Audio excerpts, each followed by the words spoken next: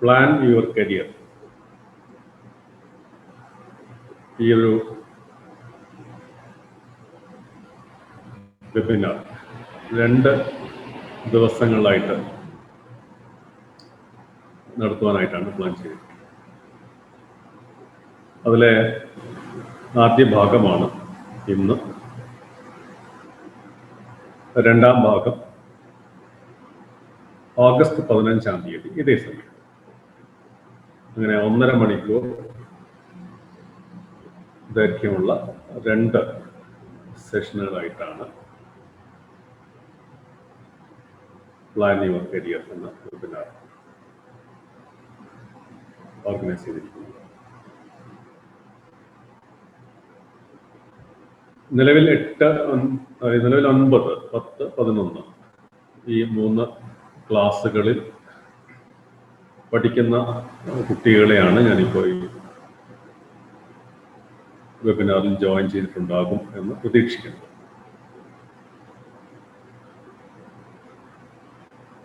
കുറേ മേഖലകളെ കുറിച്ച്, ആ മേഖലകളിൽ +2 കഴിഞ്ഞിട്ട് പഠിക്കുവാനുള്ള കോഴ്സുകളെ കുറിച്ച് ആണ് നമ്മൾ സംസാരിക്കുന്നത്. അത് പ്രത്യേകം ശ്രദ്ധിക്കണം.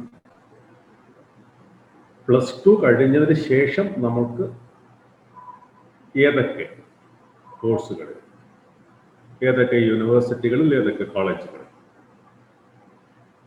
ജോയിൻ ചെയ്യുവാൻ സാധിക്കും, അതാണ് ഇവിടെ ഡിസ്കസ് ചെയ്യുന്നത്.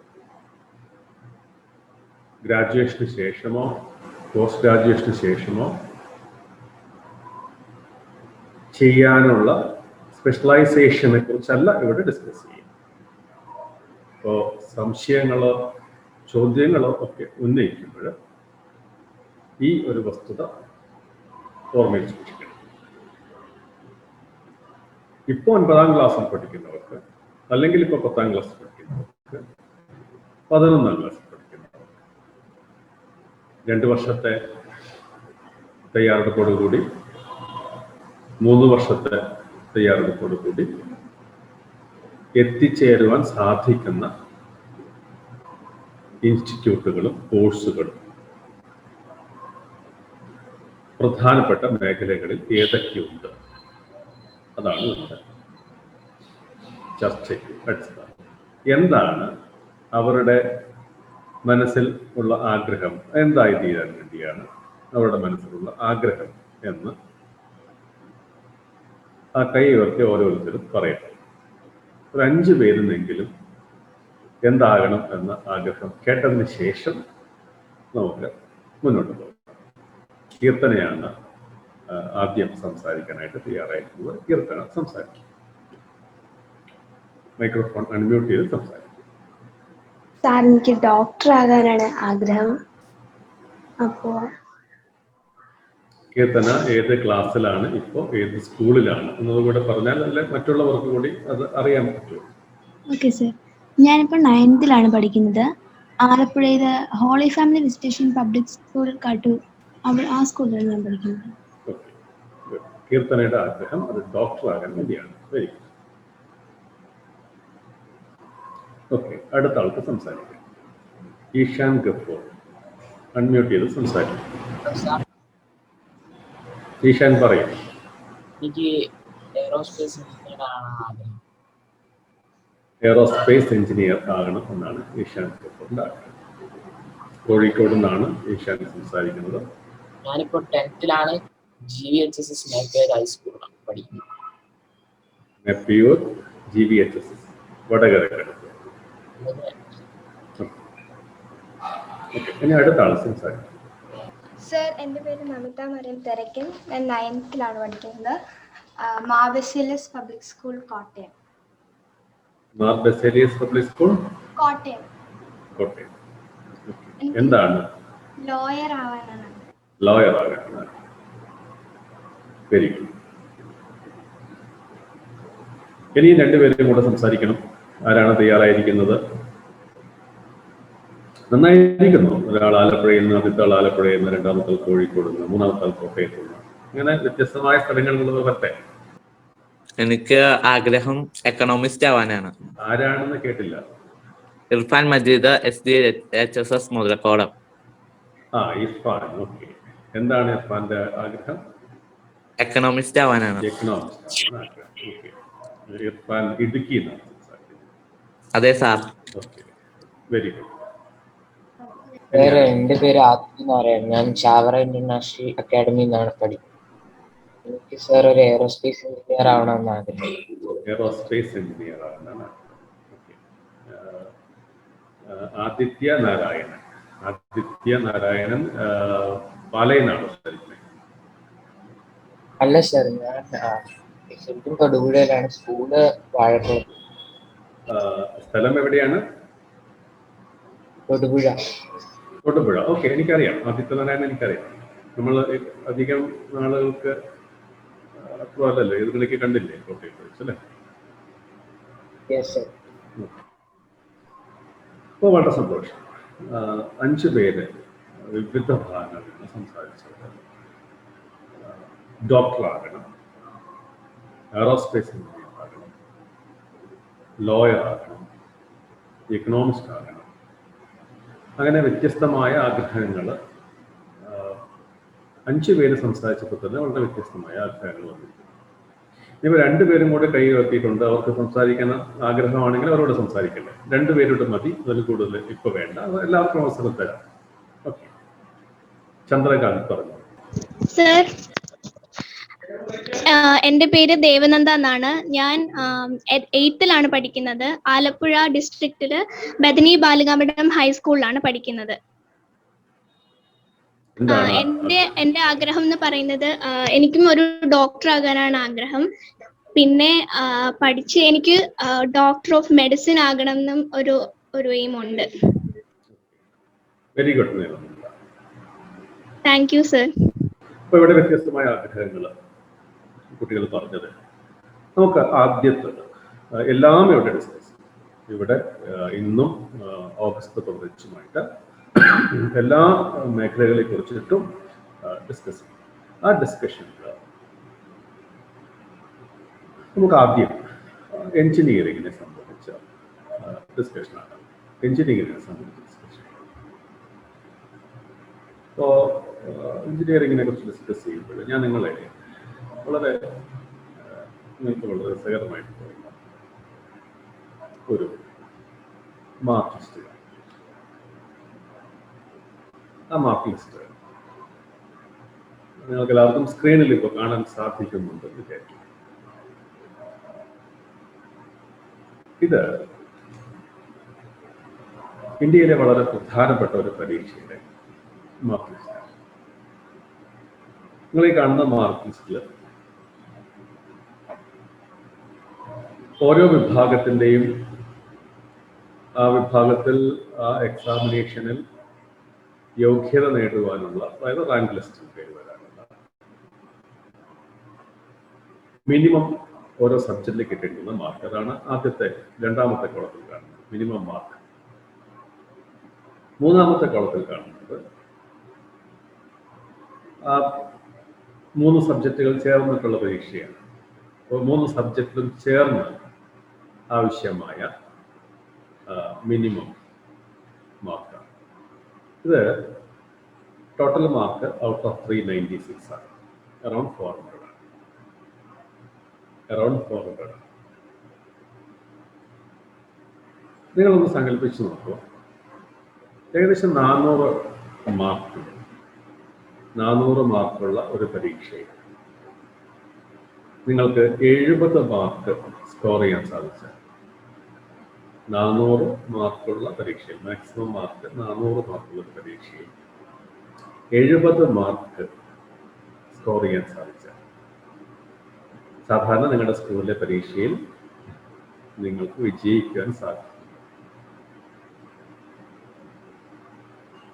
അല്ലെങ്കിൽ നിങ്ങൾക്ക് ഈ 400 മാർക്കിൽ 70 മാർക്ക് കിട്ടിയാൽ നിങ്ങൾക്ക് സന്തോഷമുണ്ടാകും. 400 മാർക്കിൽ 70 മാർക്ക് എന്ന് പറയുമ്പോൾ ഏകദേശം 100-ൽ അത് 18% താഴെയാണ്. 18. എനിക്കറിയാം നിങ്ങൾ ആരും 100-ൽ 18 മാർക്ക് കിട്ടിയാൽ സന്തോഷിക്കാൻ സാധിക്കുന്നവരല്ല. സന്തോഷിക്കാൻ സാധിക്കുന്നവർ ഈ കൂട്ടത്തിൽ എന്തായാലും അധികം പേരുണ്ടാവില്ല. 100-ൽ 18 മാർക്ക് കിട്ടി, 100-ൽ 18 പോയിട്ട് 100-ൽ 90 ഔട്ട് ഓഫ് 100 കിട്ടിയാൽ പോലും സന്തോഷിക്കാൻ സാധിക്കാത്ത സാഹചര്യത്തിലാണ് ഇപ്പോൾ കുട്ടികൾ. 100-ൽ 100-ഉം ആണ് കൂടുതൽ പേരുടെയും മാർക്ക്. ശരിയല്ലേ? ദേവനന്ദയ്ക്ക് ഏതെങ്കിലും പരീക്ഷയിൽ ഇതുപോലെ 100-ൽ 18 മാർക്ക് കിട്ടിയാൽ സന്തോഷിക്കുമോ? സന്തോഷിക്കില്ല. ജോസഫ് ടോം. ഹലോ സർ, കേൾക്കാൻ പറ്റുന്നില്ല? ജോസഫ് ടോം. Yes sir. ഞാൻ ചോദിച്ചത് 100 മാർക്കിൽ 18 ഔട്ട് ഓഫ് 100 മാർക്ക് കിട്ടിയാൽ സന്തോഷിക്കാൻ സാധിക്കുന്ന ഒരാളാണോ ജോസഫ് ടോം? No sir. സന്തോഷിക്കാൻ സാധിക്കുന്ന ആളല്ല. ഓക്കെ, ഈ കൂട്ടത്തിൽ ഇനി ആരെങ്കിലും ഇപ്പോൾ ഈ കേൾക്കുന്ന കുട്ടികളിൽ അറൌണ്ട് 154 പാർട്ടിസിപ്പൻസ് ഉണ്ട്. നിശ്ചയമായിട്ടും 152 സ്റ്റുഡൻസ് ആണ്. 2 പേര് മാത്രമേ കോർഡിനേറ്റേഴ്സ് ഉള്ളൂ. ഈ 152 സ്റ്റുഡൻസിൽ ഈ 18 ഔട്ട് ഓഫ് 100 18 മാർക്ക്, 100-ൽ 18 മാർക്ക് കിട്ടിയാൽ സന്തോഷിക്കാൻ സാധിക്കുന്ന ആരെങ്കിലും ഉണ്ടെങ്കിൽ ഒന്ന് കൈയൊത്തി. റാം ഗോവിന്ദ്. ഓക്കെ, റാം ഗോവിന്ദിന് നമ്മൾ വീട്ടിൽ കൊടുക്കും. പറയൂ റാം ഗോവിന്ദ്.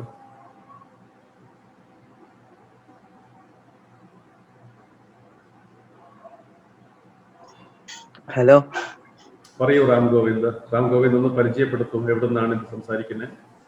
ഞാൻ പാല ഗായത്രി സെൻട്രൽ സ്കൂളിൽ നിന്നാണ്. 10th സ്റ്റാൻഡേർഡിൽ പഠിക്കുന്നു. ഓക്കെ, 100-ൽ 18 മാർക്ക് കിട്ടിയാൽ റാം ഗോവിന്ദിന് സന്തോഷിക്കും. പെട്ടെന്നല്ല, പാസ് മാർക്ക് കിട്ടിയാൽ എനിക്ക് സന്തോഷം. പാസ് മാർക്ക് കിട്ടിയ സന്തോഷം. Okay Ram Govind, very good. ഒരാളെങ്കിലും സംസാരിക്കാൻ തയ്യാറായിരുന്നു. അതിന് അഭിനന്ദനങ്ങൾ. നല്ല സ്കൂളാണ് ഗായത്രി സെൻട്രൽ സ്കൂൾ. പാലയിലെ വളർന്നു വരുന്ന ഒരു സ്കൂളാണ്.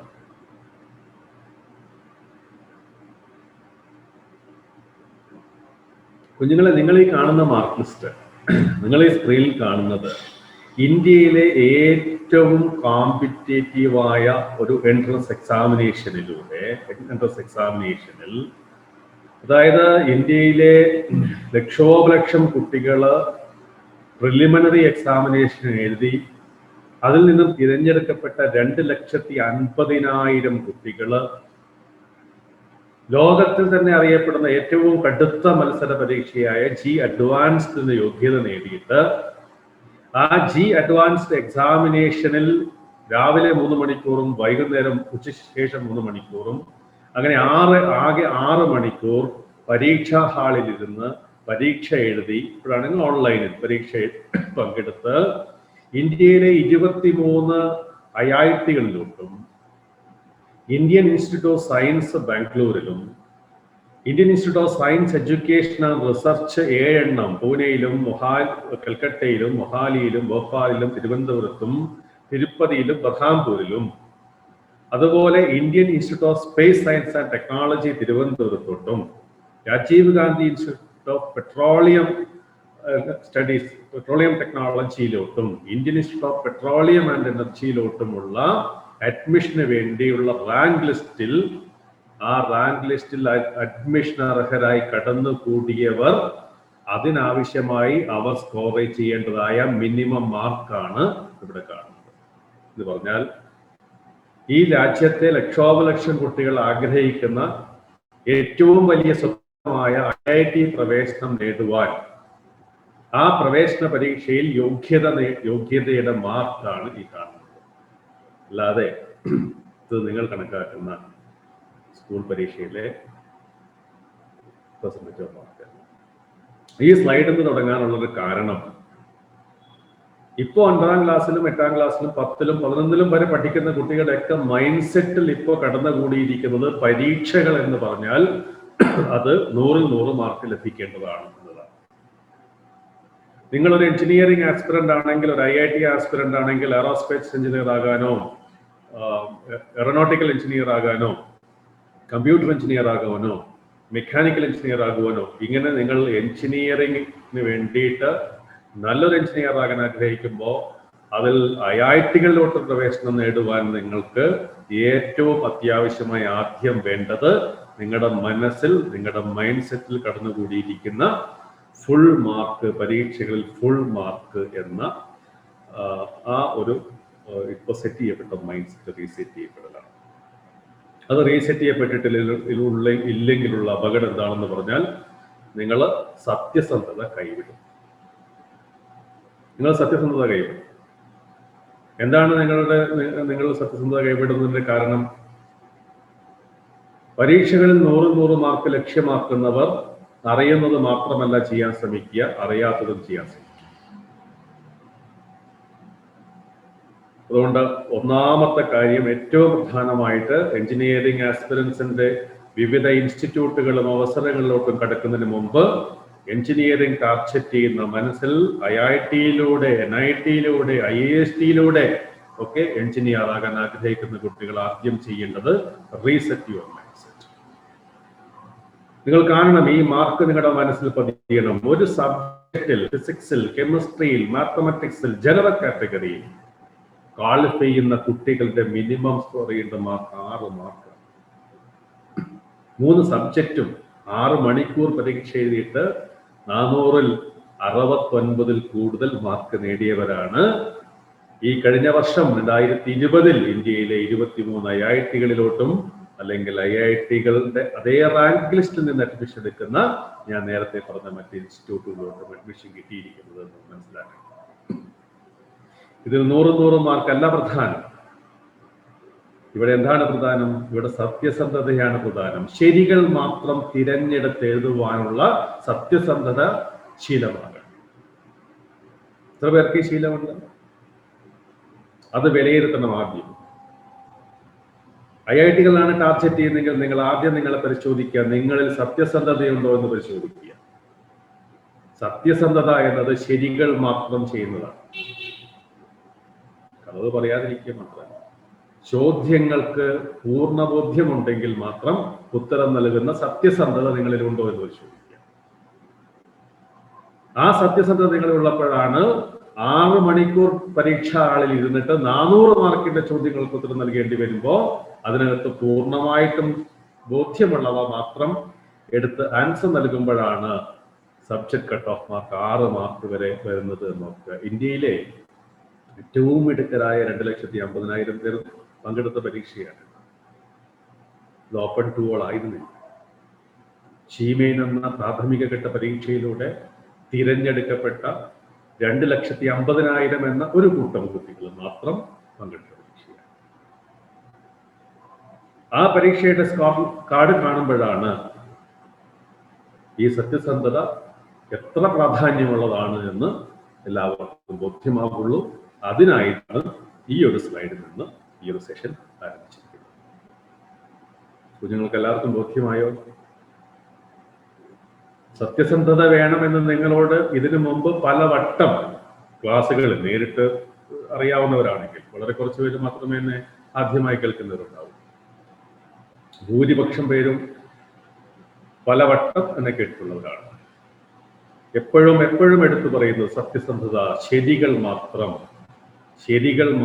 പരീക്ഷകളിൽ ശരികൾ മാത്രം ചെയ്യുന്ന, അറിയാത്തത് ആൻസർ ചെയ്യാത്ത, പകുതി അറിവുണ്ടെങ്കിൽ ഉത്തരം നൽകാത്ത സത്യസന്ധതയാണ് വേണ്ടത്.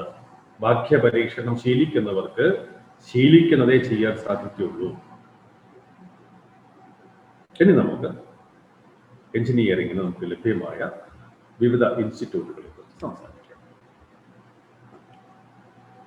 ഈ ഒരു സ്ലൈഡിൽ നിങ്ങൾക്ക് കാണാൻ സാധിക്കുക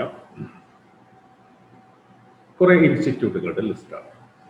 അപ്പൊ ഇവിടെ എഞ്ചിനീയറിംഗ് ആസ്പിറൻസ് ആയിട്ട് സംസാരിച്ച 2 പേര് എയറോസ്പേസ് എഞ്ചിനീയറിംഗ് ആണ് പറഞ്ഞിരിക്കുന്നത്. ബ്രാഞ്ചുകളെ കുറിച്ചിട്ട് നമുക്ക് ഡിസ്കസ് ചെയ്യാം. ഇന്ത്യയിൽ എഞ്ചിനീയറിംഗ് എഡ്യൂക്കേഷൻ എന്ന് പറയുമ്പോൾ കഴിഞ്ഞ NTSC-യുടെ വെബിനാർ, NTSC സംബന്ധിച്ച വെബിനാറിൽ അന്ന് ഞാൻ ഇന്ത്യയിലെ ആദ്യത്തെ 5 IIT-കളെ കുറിച്ച് പറയുകയുണ്ടായി. ആദ്യത്തെ IIT ഖരഗ്പൂരിലാണ്. ഹിജ്ലി എന്ന കുന്നിൻപുറത്ത് സ്വാതന്ത്ര്യ സമര കാലഘട്ടത്തിൽ നമ്മുടെ സ്വാതന്ത്ര്യ സമര സേനാനികളെ തടവിലിടാൻ വേണ്ടി പണിത ഹിജിലി ഡിറ്റൻഷൻ ക്യാമ്പ്, ഇൻഡിപെൻഡൻസിന് ശേഷം ആ ക്യാമ്പ് ഒഴിപ്പിച്ച് അവിടെയാണ് ഇന്ത്യയിൽ ആദ്യത്തെ അന്തർദേശീയ നിലവാരമുള്ള ടെക്നോളജി ഇൻസ്റ്റിറ്റ്യൂട്ടായ Indian Institute of Technology Kharagpur എന്ന പേരിലുള്ള സ്ഥാപിച്ചത്. പിന്നീട് ബോംബെയിൽ, പിന്നീട് കാൺപൂരിൽ, നാലാമതായി മദ്രാസിൽ, അഞ്ചാമതായി ന്യൂഡൽഹിയിൽ, അത് കഴിഞ്ഞ് റൂർക്കി എഞ്ചിനീയറിംഗ് കോളേജിനെ അപ്ഗ്രേഡ് ചെയ്ത IIT, പിന്നെ ഗുവാഹട്ടിയിൽ, ആസാമിൽ IIT, അങ്ങനെ 7 IITകൾ, ബനാറസ് ഹിന്ദു യൂണിവേഴ്സിറ്റിയിലെ ഇൻസ്റ്റിറ്റ്യൂട്ട് ഓഫ് ടെക്നോളജിക്ക് IIT പദവി, ധാൻവാദിലെ Indian Institute of Indian School of മൈൻസിന് IIT പദവി. അത് കഴിഞ്ഞ് പിന്നീട് IITകളുടെ എണ്ണം 2008-നും 2014-നും ഇടയിൽ വർദ്ധിച്ച് ഇന്ന് 23 IITകൾ. അതിൽ ഫസ്റ്റ് ജനറേഷൻ IITകൾ 7 മാറ്റി നിർത്താം, സെക്കൻഡ് ജനറേഷൻ IITകൾ, തേർഡ് ജനറേഷൻ IITകൾ, ഇങ്ങനെ 3 ജനറേഷനായിട്ട് ഇന്ന് IITകൾ കണക്കാക്കാം. ഓൾ IITs ആർ ഈക്വൽ എന്നാണ് എല്ലാവരും പറയുക.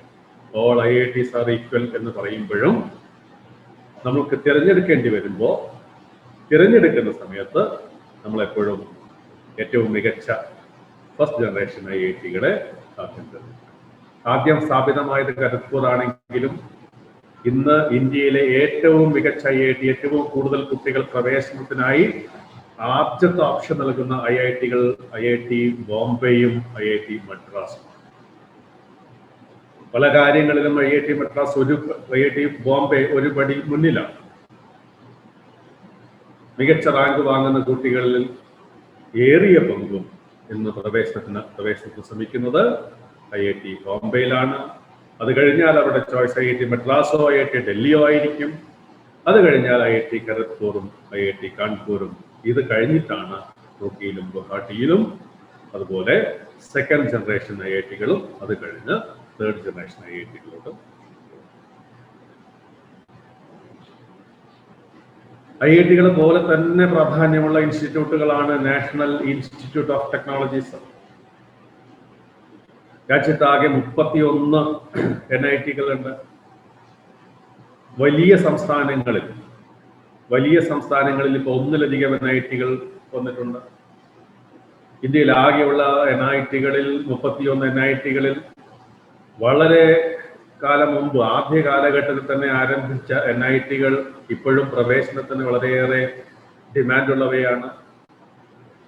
അങ്ങനെയുള്ള NITകളിലും IITകളിൽ പറഞ്ഞ പോലെ NITകളിലും ഉയർന്ന ഡിമാൻഡുള്ള NITകളുണ്ട്. ആ ഉയർന്ന ഡിമാൻഡുള്ള NITകളിൽ വാറങ്കൽ NIT ഉൾപ്പെടും, ട്രിച്ചി NIT ഉൾപ്പെടും, സൂറത്ത് NIT ഉൾപ്പെടും, സൂറത്കൽ കർണാടകയിലെ, അതുപോലെ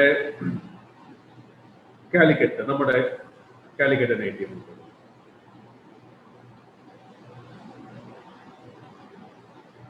ഈ അടുത്ത കാലത്ത് ആരംഭിച്ച NITകൾ ധാരാളമുണ്ട്. ഈ 31 NITകളിൽ ഒരു നിമിഷം.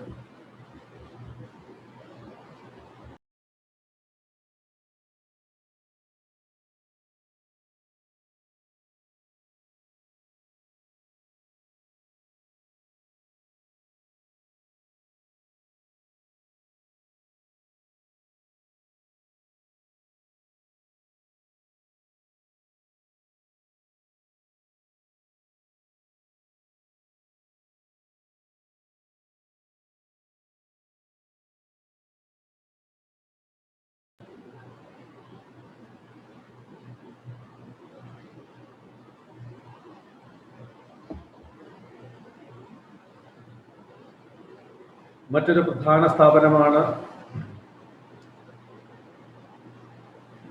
ആ പ്രധാന സ്ഥാപനത്തിന് പ്രത്യേകമായ ഒരു സവിശേഷത കൂടിയുണ്ട്. അത് ഏതെങ്കിലും കുട്ടികൾ ഇന്ത്യയിൽ എഞ്ചിനീയറിംഗ് എഡ്യൂക്കേഷൻ ദേശീയ നിലവാരമുള്ള അല്ലെങ്കിൽ അന്തർദേശീയ നിലവാരമുള്ള എഞ്ചിനീയറിംഗ് പഠനം തികച്ചും സൗജന്യമായി ലഭിക്കുമോ എന്ന് അന്വേഷിക്കുകയാണെങ്കിൽ ആ സൗജന്യമായി ലഭിക്കുന്ന കുറച്ച് അവസരങ്ങൾ, കുറച്ച് ഇൻസ്റ്റിറ്റ്യൂട്ടുകൾ, IIT-കളോ NIT-കളോ സൗജന്യമാണ്. IIT-കളിലോ NIT-കളിലോ പ്രവേശനം ലഭിച്ചാൽ നമ്മൾ ഫീസ് അടയ്ക്കേണ്ടത്. സൗജന്യമായി IIT-കളുടെ നിലവാരത്തിലുള്ള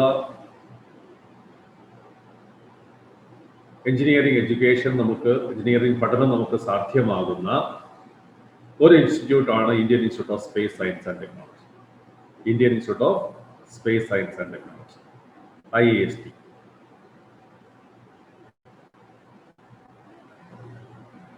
ആർക്കെങ്കിലും സൗജന്യമായി തന്നെ പഠിക്കണം എന്ന് ആഗ്രഹിക്കുന്നുണ്ടെങ്കിൽ അവർക്ക് IIST-യിൽ പ്രവേശനത്തിന് വേണ്ടി ശ്രമിക്കാം. എങ്ങനെയാണ് IIST പ്രവേശനം, ഈ പറയുന്ന മറ്റ് ഇൻസ്റ്റിറ്റ്യൂട്ടുകളുടെ പ്രവേശനം എന്നുള്ളതൊക്കെ വഴിയെ ഡിസ്കസ് ചെയ്യുന്നുണ്ട്. IIT-കളൊക്കെ ലക്ഷ്യമാക്കി പഠിക്കുന്ന കുട്ടികൾ IIT-കളിലേക്കുള്ള പ്രവേശനം സാധ്യമാകാതിരുന്നാൽ, അതല്ലെങ്കിൽ ഏറ്റവും ഇഷ്ടപ്പെട്ട ബ്രാഞ്ച് ഏറ്റവും മികച്ച IIT-കളിൽ ലഭിക്കാതെ വന്നാൽ അവർ പകരം സ്വീകരിക്കാറുള്ള ഒരു ഇൻസ്റ്റിറ്റ്യൂട്ടാണ് Birla Institute of Technology and Science. രാജസ്ഥാനിലെ പിലാനിയിലാണ് ഈ ഇൻസ്റ്റിറ്റ്യൂട്ട് ആദ്യത്തെ ക്യാമ്പസ് അവിടെയാണ്. പിന്നീട് ഹൈദരാബാദിലും ഗോവയിലും 2 ക്യാമ്പസുകൾ കൂടി സ്ഥാപിക്കപ്പെട്ടിട്ടുണ്ട്. അതൊന്നും പുതിയവയല്ല, ഏകദേശം 2000-തോടടുത്ത് സ്ഥാപിക്കപ്പെട്ട ക്യാമ്പസുകളാണ്. Birla Institute of Technology and Science. Information ടെക്നോളജിയുടെ കാലത്ത് ഇൻഫർമേഷൻ ടെക്നോളജിയിൽ സ്പെഷ്യലൈസ് ചെയ്യുന്ന ഇൻസ്റ്റിറ്റ്യൂട്ടുകൾ Indian Institute of Information Technologies എന്നിവയാണ്. അത് 24 ഇൻസ്റ്റിറ്റ്യൂട്ടുകൾ ഇന്ത്യയിലാകെ സ്ഥാപിക്കപ്പെട്ടു. അതിൽ ഒരെണ്ണം നമുക്ക് കേരളത്തിലുണ്ട്, കോട്ടയത്തുണ്ട്. അതിലും ഈ പറഞ്ഞതുപോലെ ഉന്നത നിലവാരമുള്ള IIITs ഉണ്ട്. അവിടങ്ങളിലൊക്കെ പ്രവേശനത്തിന് വലിയ ഡിമാൻഡുമാണ്. അതേ പേരിലുള്ള IIIT എന്ന അതേ പേരിൽ തന്നെ അറിയപ്പെടുന്ന International Institute of Information Technology ഹൈദരാബാദിലുണ്ട്. ഈ പറഞ്ഞ ഇൻസ്റ്റിറ്റ്യൂട്ടുകളിലേക്കൊക്കെ നിങ്ങൾക്ക് പ്രവേശനം സാധ്യമാകാൻ നിങ്ങളിൽ ഉണ്ടാകേണ്ട ആദ്യത്തെ മാറ്റമാണ് ഞാൻ ഈ സെഷന്റെ തുടക്കത്തിൽ തന്നെ പറഞ്ഞത്. എന്താണ് ആ മാറ്റം? Reset your mind set.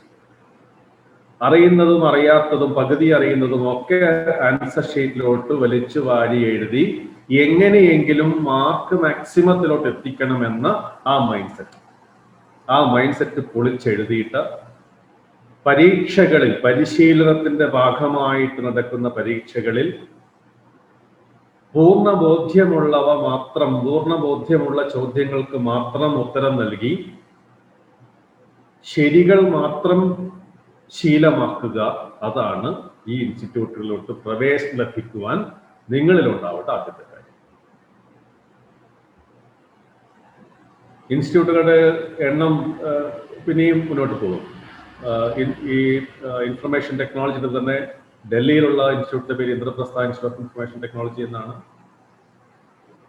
ഞാൻ IIT റാങ്ക് ലിസ്റ്റിന് അഡ്മിഷൻ കിട്ടുന്ന ഇൻസ്റ്റിറ്റ്യൂട്ടുകൾ പറഞ്ഞപ്പോൾ തന്നെ Rajiv Gandhi Institute of Petroleum ടെക്നോളജിയുടെ പേരും Indian Institute of Petroleum and എനർജിയുടെ പേരും പറഞ്ഞിട്ടുണ്ട്. അത് പെട്രോളിയം ടെക്നോളജിയിലും കെമിക്കൽ എഞ്ചിനീയറിംഗിലും സ്പെഷ്യലൈസ് ചെയ്ത് പഠിക്കുവാനുള്ള സ്ഥലങ്ങളാണ്. ഈ 2 ബ്രാഞ്ചുകൾ മാത്രമേ അവിടെ ഉണ്ടാവുള്ളൂ. പെട്രോളിയം ടെക്നോളജിയും അതുപോലെ കെമിക്കൽ എഞ്ചിനീയറിംഗ്. ഈ 2 ബ്രാഞ്ചുകളിൽ സ്പെഷ്യലൈസ് ചെയ്ത് പഠിക്കുവാൻ ആഗ്രഹിക്കുന്ന കുട്ടികൾക്കുള്ള 2 സ്പെഷ്യലൈസ്ഡ് ഇൻസ്റ്റിറ്റ്യൂട്ടുകളാണ് വിശാഖപട്ടണത്തെ Indian Institute of Petroleum and സ്റ്റഡീസും പെട്രോളിയം ആൻഡ് എനർജിയും അതുപോലെ റായ്ബറേലി ഉത്തർപ്രദേശിലെ Rajiv Gandhi Institute of Petroleum Technology. ഷിപ്പുകളിൽ ക്യാപ്റ്റനാകാൻ ആഗ്രഹിക്കുന്നവരുണ്ട്. മറൈൻ എഞ്ചിനീയർമാരാകാൻ ആഗ്രഹിക്കുന്നവരുണ്ടാവും. മറൈൻ എഞ്ചിനീയർ ആകുവാനോ ഷിപ്പിൽ ക്യാപ്റ്റൻ ആകുവാനോ ഒക്കെ ആഗ്രഹിക്കുന്നവർക്ക് ഇന്ത്യൻ മാരിടൈം യൂണിവേഴ്സിറ്റിയാണ് പഠിക്കേണ്ടത്. ഇതിന് നിരവധി ക്യാമ്പസുകളുണ്ട്. ഒരു ക്യാമ്പസ് കൊച്ചിയിലും. Marine engineering, naval architecture, marine science, ഇതൊക്കെ പഠിക്കുവാനുള്ള കോഴ്സുകളാണ് ഇന്ത്യൻ മാരിടൈം യൂണിവേഴ്സിറ്റിയിലുള്ളത്.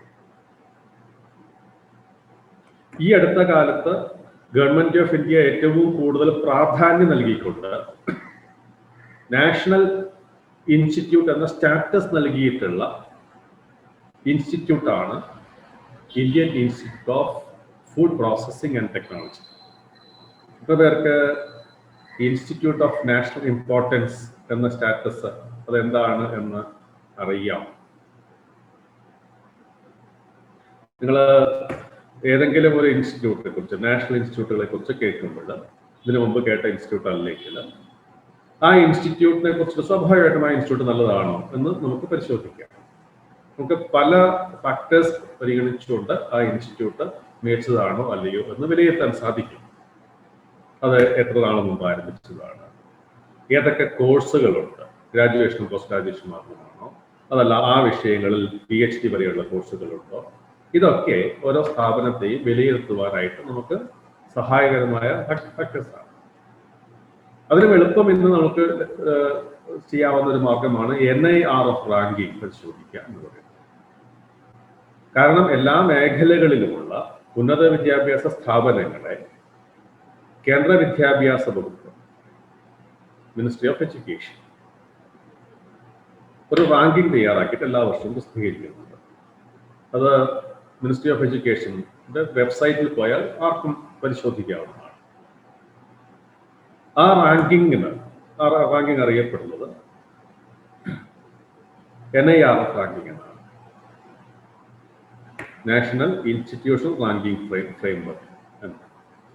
ആ റാങ്കിങ് പരിശോധിച്ചാൽ ആ റാങ്കിങ്ങിൽ ഈ സ്ഥാപനം ഉൾപ്പെട്ടിട്ടുണ്ടോ അല്ലെങ്കിൽ എത്രാമത്തെ റാങ്കാണ് എന്നത് വളരെ വിശ്വാസയോഗ്യമായ ഒരു വിലയിരുത്തലാണ്.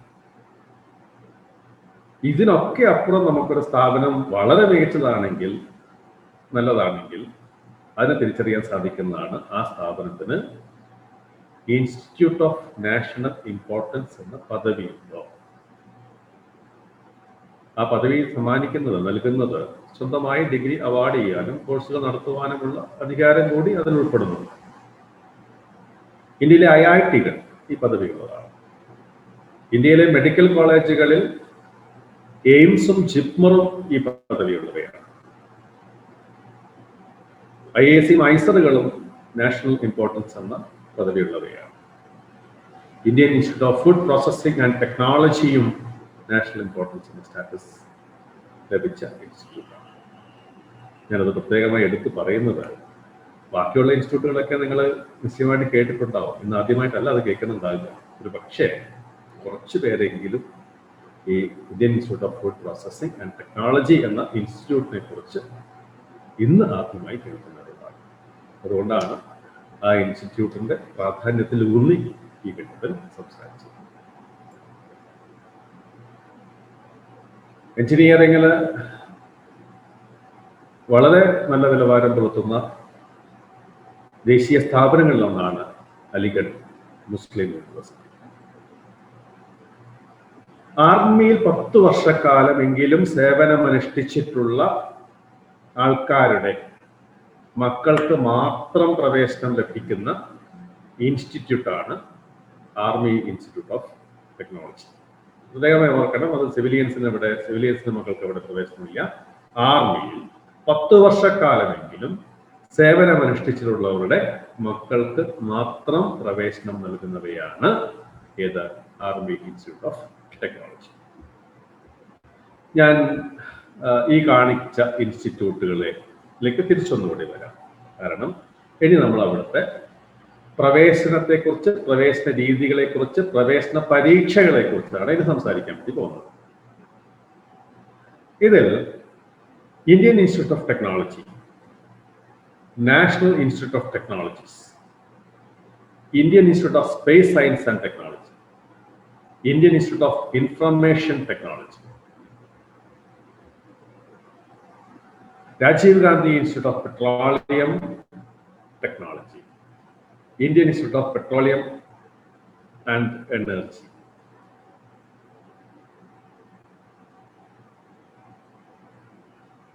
Army Institute of technology.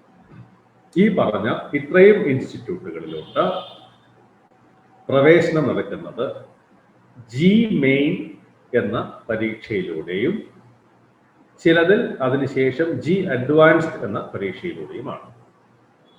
G main എന്ന പരീക്ഷയിലൂടെയും അതുപോലെ ജി അഡ്വാൻസ്ഡ് എന്ന പരീക്ഷയിലൂടെയുമാണ്. നമ്മളിനി ഈ ജി മെയിൻ ജി അഡ്വാൻസ്ഡ് എന്ന പരീക്ഷയുടെ വിശദാംശങ്ങളിലാണ് ഇനി നോക്കാൻ വേണ്ടി പോകുന്നത്.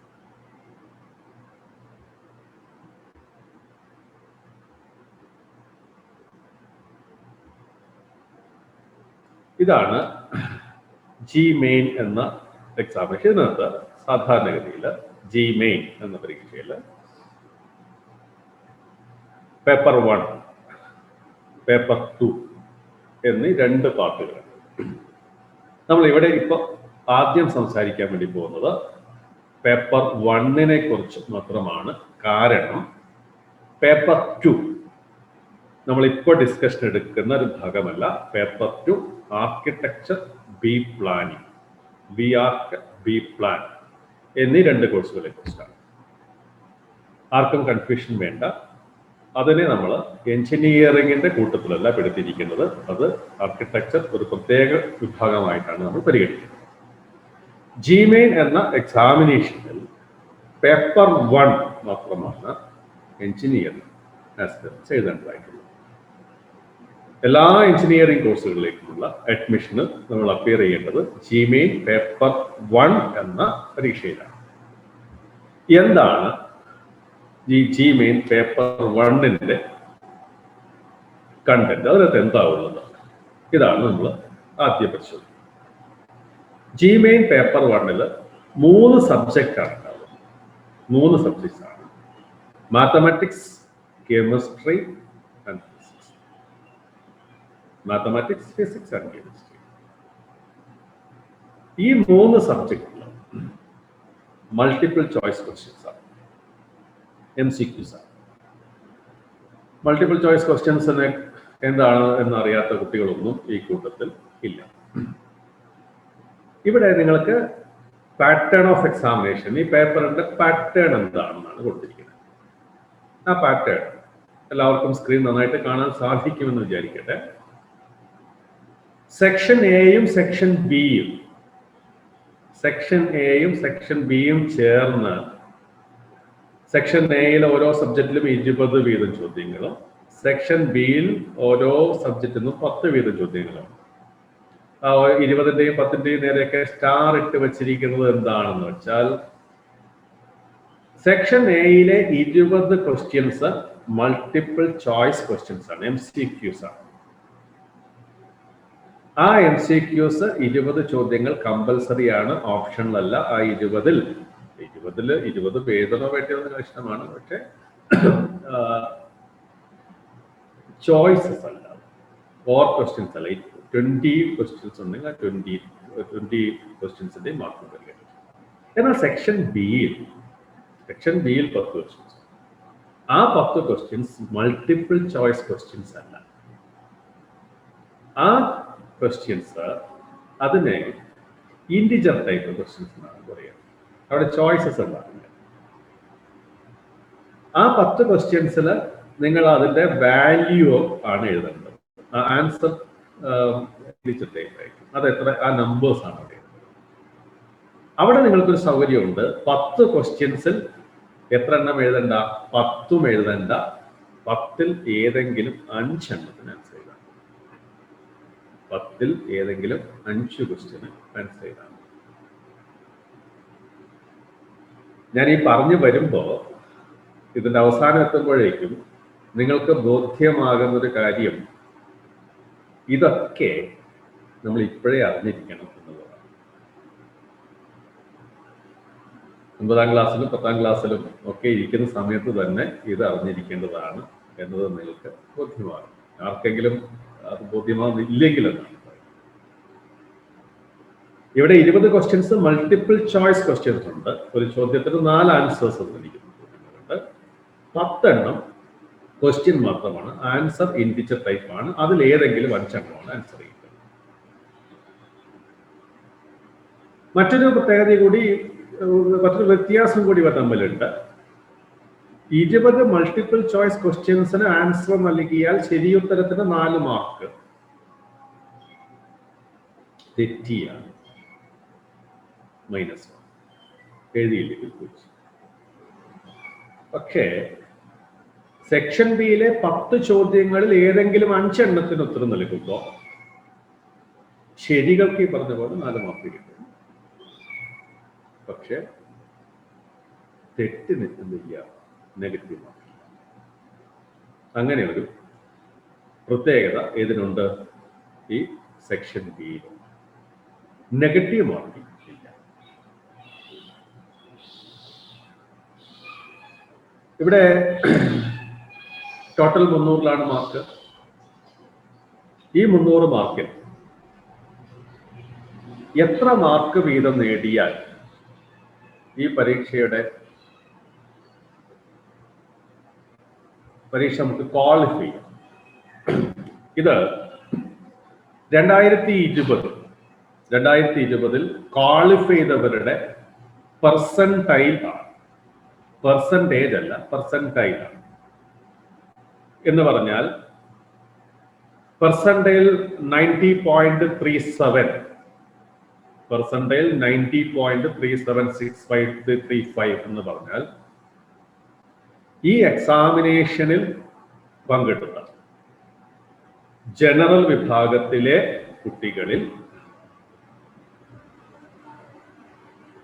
90.37% മാർക്കിൽ 90.37 താഴെ ശതമാനം മാർക്കുള്ളൂ. ആകെയുള്ളവർ, അതായത് ആകെ പരീക്ഷ എഴുതിയവരെ മാർക്ക് അടിസ്ഥാനത്തിൽ സോർട്ട് ചെയ്താൽ അതിൽ 90.37% ആൾക്കാരും ഈ പരീക്ഷയിൽ വിജയിച്ചില്ല. എത്ര പേരാണ് വിജയിച്ചത്? ഇതിന് മുകളിലുള്ളവരാണ്. ആകെ എക്സാമിനേഷൻ എഴുതിയതിൽ ഈ 90.37 മുകളിൽ, അത് ആദ്യത്തെ ഒരു 9.6% ആൾക്കാരാണ് ഇതിൽ യോഗ്യത നേടിയത്, ജനറൽ വിഭാഗം. ബാക്കിയുള്ള റിസർവേഷൻ വിഭാഗങ്ങളുടെ വിശദാംശങ്ങളാണ് താഴെ കാണുന്നത്. നിങ്ങളെ സംബന്ധിച്ചിടത്തോളം ഈ പെർസെന്റൈലിനേക്കാളും നിങ്ങളെ സംബന്ധിച്ചോളം ഇപ്പോൾ ആവശ്യം എത്ര പെർസെന്റേജ് മാർക്ക് ഈ 300-ൽ കിട്ടിയാൽ, ഈ 300-ൽ എത്ര മാർക്ക് കിട്ടിയാൽ നിങ്ങൾക്ക് GMain ക്വാളിഫൈ ചെയ്യാം എന്നുള്ളതാണ്. ഈ 300 എന്ന മാർക്കിൽ 100 മാർക്കിനടുത്ത് നേടിയാൽ, 100 മാർക്കിനടുത്ത് നേടിയാൽ ക്വാളിഫൈ ചെയ്യാൻ സാധിക്കും. 100 മാർക്കിനടുത്ത് നേടിയാൽ ക്വാളിഫൈ ചെയ്യാൻ സാധിക്കും. ഞാൻ സംസാരിക്കുന്നത് ജനറൽ വിഭാഗത്തിന്റെ അടിസ്ഥാനത്തിലാണ്. എല്ലാ വിഭാഗം റിസർവേഷനുകൾ വിഭാഗത്തിൽപ്പെടുന്നവർക്കും ആനുപാതികമായ ഇളവ് മാർക്കിൽ ഉണ്ടാവും സ്വാഭാവികമായിട്ടും. ഇവിടെ നമ്മൾ ജനറൽ വിഭാഗത്തിന്റെ ആവശ്യമായ മാർക്കിന്റെ അടിസ്ഥാനത്തിലാണ് സംസാരിക്കുന്നത്. എന്ന് പറഞ്ഞാൽ 3-1 മാർക്ക് നേടാൻ സാധിച്ചാൽ നിങ്ങൾക്ക് ഇതിൽ യോഗ്യത നേടാൻ സാധിക്കും. ഏകദേശം എത്ര ലക്ഷം കുട്ടികൾ പങ്കെടുക്കുന്നുണ്ടാവും? ഏകദേശം 15 ലക്ഷത്തോളം കുട്ടികൾ പങ്കെടുക്കുന്നതാണ്. GMain യോഗ്യത നേടുന്ന 2,50,000 പേരിൽ, GMain യോഗ്യത നേടുന്ന 2,50,000 പേരിൽ ജനറൽ വിഭാഗത്തിൽ വന്ന ആൾക്കാരുടെ എണ്ണം നമുക്കിവിടെ എടുക്കാം. ജനറൽ വിഭാഗത്തിൽ വന്ന ആൾക്കാരുടെ എണ്ണം എത്രയാണ്? 1 ലക്ഷം, അറൌണ്ട് 1 lakh. ഇവിടെ കാണാം 96.187. ആ ഏകദേശം 1 ലക്ഷം എന്ന എണ്ണത്തിൽ ഉൾപ്പെടാൻ നമുക്ക് ആവശ്യമായ മാർക്കാണ് ഞാൻ ഈ പറഞ്ഞത്. എത്ര?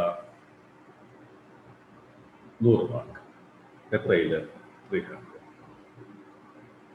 അത് സെലക്ഷൻ ലിസ്റ്റിൽ പെടാനാണ് നിശ്ചയമായിട്ടും ഉയർന്ന റാങ്ക് നേടിക്കൊണ്ട് ഉയർന്ന റാങ്ക് പ്രവേശനം ഉറപ്പാക്കുന്ന റാങ്ക് ലഭിക്കുവാൻ നമുക്ക് 150 മാർക്കെങ്കിലും നേടേണ്ടിയിരിക്കുന്നു, 50% മാർക്കെങ്കിലും നേടേണ്ടിയിരിക്കുന്നു ജിമെയിൻ പരീക്ഷയിൽ. നോക്കൂ, 50% മാർക്ക് വലിയ വിജയം അഥവാ ഇന്ത്യയിലെ ഏറ്റവും മികച്ച ഇൻസ്റ്റിറ്റ്യൂട്ടുകളിലോട്ടുള്ള പ്രവേശനം സാധിക്കുന്ന ഒരു പരീക്ഷയ്ക്ക് വേണ്ടിയാണ് നമ്മൾ തയ്യാറെടുക്കുന്നത്. 50% മാർക്ക് നേടിയാൽ തന്നെ അത് ഇന്ത്യയിലെ ഏറ്റവും മികച്ച ഇൻസ്റ്റിറ്റ്യൂട്ടുകളിൽ പ്രവേശനം ഉറപ്പാക്കുന്ന ഒരു പരീക്ഷയാണ് നമ്മൾ പങ്കെടുക്കുന്നത്. നമ്മളിവിടെ ജിമെയിൻ്റെ മാർക്ക് കണ്ടു. സ്ലൈഡ് ആരംഭിച്ചത് തന്നെ IIT അഡ്വാൻസ്ഡ് എക്സാമിനേഷന്റെ കട്ട് ഓഫ് വെച്ചുകൊണ്ടാണ്. അതിലെ കട്ട് ഓഫ് ഇതിനും താഴെയാണ്, 18%. അപ്പോൾ അവിടെ ഒരു 20-25-30% മാർക്ക് സ്കോർ ചെയ്യുമ്പോൾ തന്നെ മികച്ച IIT പ്രവേശനം സാധ്യമാകുന്നു. ഇവിടെ 50% മാർക്ക് സ്കോർ ചെയ്യുമ്പോൾ തന്നെ NIT-കളിലും മറ്റ് സെൻട്രലി ഫണ്ടഡ് ഇൻസ്റ്റിറ്റ്യൂട്ടുകളിലും അഡ്മിഷൻ സാധ്യമാകും. എന്തായിരിക്കും ഇത്രയേറെ മത്സരമുള്ള അല്ലെങ്കിൽ തിരഞ്ഞെടുക്കപ്പെട്ടവർ മത്സരിക്കുമ്പോൾ പോലും മാർക്കിന്റെ ശതമാനം കുറഞ്ഞിരിക്കുന്നത്? അത് ഈ പരീക്ഷയുടെ ഡിഫിക്കൽട്ടി ലെവലിനെയാണ് സൂചിപ്പിക്കുന്നത്. ഈ പരീക്ഷയുടെ ഡിഫിക്കൽട്ടി ലെവലിനെയാണ് സൂചിപ്പിക്കുന്നത്. നിങ്ങൾ നേരത്തെ തയ്യാറെടുപ്പുകൾ തുടങ്ങിയതുണ്ട്. 8ാം ക്ലാസ്സിലും അല്ലെങ്കിൽ 7ാം ക്ലാസ്സിലും 6ാം ക്ലാസ്സിലും ഒക്കെ തയ്യാറെടുപ്പ് തുടങ്ങിയതുണ്ട്. എന്താണ് ഈ ഡിഫിക്കൽട്ടി ലെവൽ? ഈ ഡിഫിക്കൽട്ടി ലെവലിലോട്ടുള്ള പരീക്ഷകളിൽ നിങ്ങൾക്ക് പെർഫോം ചെയ്യാൻ സാധിക്കണം എന്നുണ്ടെങ്കിൽ, ഞാൻ ആദ്യം പറഞ്ഞത് സത്യസന്ധതയാണ്, മറക്കണ്ട. ശരികൾ മാത്രം ശീലിക്കുന്ന സ്വഭാവം, മുഴുവൻ മാർക്കും സ്കോർ ചെയ്യാനുള്ള അത്യാർത്തി ഉപേക്ഷിക്കാൻ സാധിക്കുന്ന മാനസികാവസ്ഥ. സബ്ജക്റ്റിൽ നമുക്ക് വേണ്ടത്, നമുക്ക് സാധാരണ കുട്ടികൾ പഠിക്കുന്ന നിലവാരത്തിൽ 12ാം ക്ലാസ് വരെ പഠിച്ചാൽ പോരാ എന്നതാണ്. എന്താണ് സാധാരണ കുട്ടികൾ പഠിക്കുന്ന നിലവാരത്തിൽ 12ാം ക്ലാസ്സിൽ വരെ പഠിച്ചാൽ പോരാ എന്ന് പറയുന്നത്? നമ്മുടെ രാജ്യത്ത് സ്കൂളുകളുടെ സിലബസിന്റെ അടിസ്ഥാനം NCERT സിലബസാണ്. NCERT സിലബസ് ആണ് അടിസ്ഥാനം. ഇനി രാജ്യത്തെ ഏകീകൃത സിലബസ് ഒക്കെ ദേശീയ വിദ്യാഭ്യാസ നയത്തിന്റെ ഭാഗമായിട്ട് വരാനിരിക്കുന്നു. നേരത്തെ ആണെങ്കിലും NCERT-യുടെ സയൻസ് വിഷയങ്ങളുടെ ടെക്സ്റ്റ് ബുക്കുകളുടെ ചുവട് പിടിച്ച രീതിയിലാണ് സബ്ജക്റ്റ് ഒക്കെ അതത് സംസ്ഥാനങ്ങളിൽ പഠിപ്പിക്കുന്നത്. അപ്പോൾ NCERT-യെ നമ്മൾ അടിസ്ഥാനമായിട്ട് എടുത്ത് NCERT-യെ അടിസ്ഥാനമാക്കി എടുത്താണ് ഇന്ത്യയിലെ മത്സര പരീക്ഷകളൊക്കെ പൊതുവായി നടക്കുക. എന്ന് വെച്ചാൽ 12ാം ക്ലാസ്സിൽ വെച്ച് കുട്ടികളെ തിരഞ്ഞെടുക്കുവാനുള്ള ഒരു പ്രവേശന പരീക്ഷ നടത്തുകയാണെങ്കിൽ ആ പ്രവേശന പരീക്ഷയുടെ അടിസ്ഥാനമായിട്ട് ഏത് ടെക്സ്റ്റ് ബുക്കാണ് സ്വീകരിക്കുക? NCERT ടെക്സ്റ്റ് ബുക്കാണ് സ്വീകരിക്കുക. എന്നാൽ ഇവിടെ ഈ പരീക്ഷയിൽ ജിമെയിൻ എന്ന എക്സാമിനേഷനിലും അഡ്വാൻസ് എന്ന എക്സാമിനേഷനിലും കുട്ടികള് NCERT നിലവാരത്തിൽ പഠിച്ചാൽ പോരാ. NCERT-യേക്കാൾ അഡ്വാൻസ്ഡ് ലെവലിൽ ഫിസിക്സും കെമിസ്ട്രിയും മാത്തമാറ്റിക്സും പഠിച്ചാൽ മാത്രമേ ഈ പറയുന്ന ജിമെയിൻ എന്ന എക്സാമിനേഷനിലും അതിനുശേഷമുള്ള അഡ്വാൻസ് എന്ന എക്സാമിനേഷനിലും പെർഫോം ചെയ്യാൻ സാധിക്കുള്ളൂ. അഡ്വാൻസ് ലെവൽ പഠിക്കുന്നവരിൽ അത്തരം ഡിഫിക്കൽട്ടി ലെവൽ ചോദ്യങ്ങൾ ചോദിച്ചിട്ടാണ്, ആ ഡിഫിക്കൽട്ടി ലെവലാണ് ഈ മാർക്ക് സൂചിപ്പിക്കുന്നത്. ഇത് മനസ്സിലാക്കണം. ഒരാൾക്കും ഒരു വർഷം കൊണ്ട് തയ്യാറെടുക്കാൻ സാധിക്കുന്നതല്ല അഡ്വാൻസ് എക്സാമിനേഷനും ജിമെയിൻ എക്സാമിനേഷനും. എന്നത് മനസ്സിലാക്കണം. കേരളം റിപ്പീറ്റ് ചെയ്യുന്നവരുടെ നാടാണ്.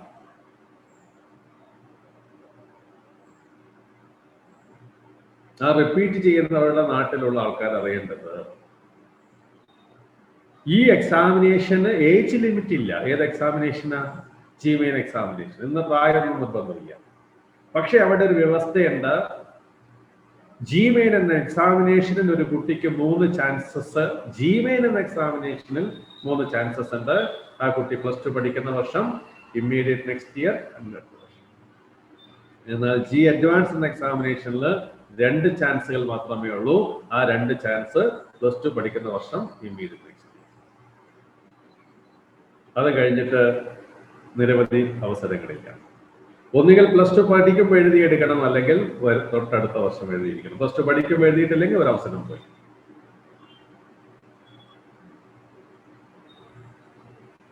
പന്ത്രണ്ടാം ക്ലാസ് വരെയുള്ള പഠനകാലത്ത് സാധാരണ കുട്ടികൾ NCERT ലെവൽ പഠിക്കുമ്പോൾ അഡ്വാൻസ് ലെവലിൽ ഓരോ വർഷവും അഡ്വാൻസ് ലെവലിൽ പഠിക്കാൻ സാധിച്ചവർക്ക് ഈ പറയുന്ന ജിമെയിൻ എക്സാമിനേഷനിലും ജി അഡ്വാൻസ് എക്സാമിനേഷനിലും ഈ കാണുന്ന നിസ്സാരമായ കട്ട് ഓഫ് മാർക്ക് ക്രോസ് ചെയ്യാൻ സാധിക്കും. കാഴ്ചയിൽ നിസ്സാരമാണ്, ചെറിയ പെർസെൻറ്റേജ്. പക്ഷെ അത് അധ്വാനിച്ച് നേടുന്ന മാർക്കാണ്, വെറുതെ പോയപ്പോൾ കിട്ടിയ മാർക്കല്ല, ആരും ദാനം തരുന്ന മാർക്കല്ല. ടെക്സ്റ്റ് ബുക്കിനകത്ത് വരച്ചു വെക്കുന്ന ബൗണ്ടറിക്കകത്ത് നിന്ന് പഠിക്കുന്നവരല്ല, ടെക്സ്റ്റ് ബുക്കിന് വെളിയിൽ ചാടി പഠിക്കുന്നവരാണ്. ടെക്സ്റ്റ് ബുക്കിനകത്ത് മാർക്ക് ചെയ്ത് പഠിക്കുന്ന സ്വഭാവക്കാരാണ് ഇപ്പോഴും. CBSE ഏതൊക്കെ പോർഷൻസ് ആണ് ഒഴിവാക്കിയത്, സ്റ്റേറ്റ് ഏതൊക്കെയാണ് ഫോക്കസ് ഏരിയ പറഞ്ഞത്, ആ ഫോക്കസ് ഏരിയ മാത്രം പഠിക്കുന്നവരാണ്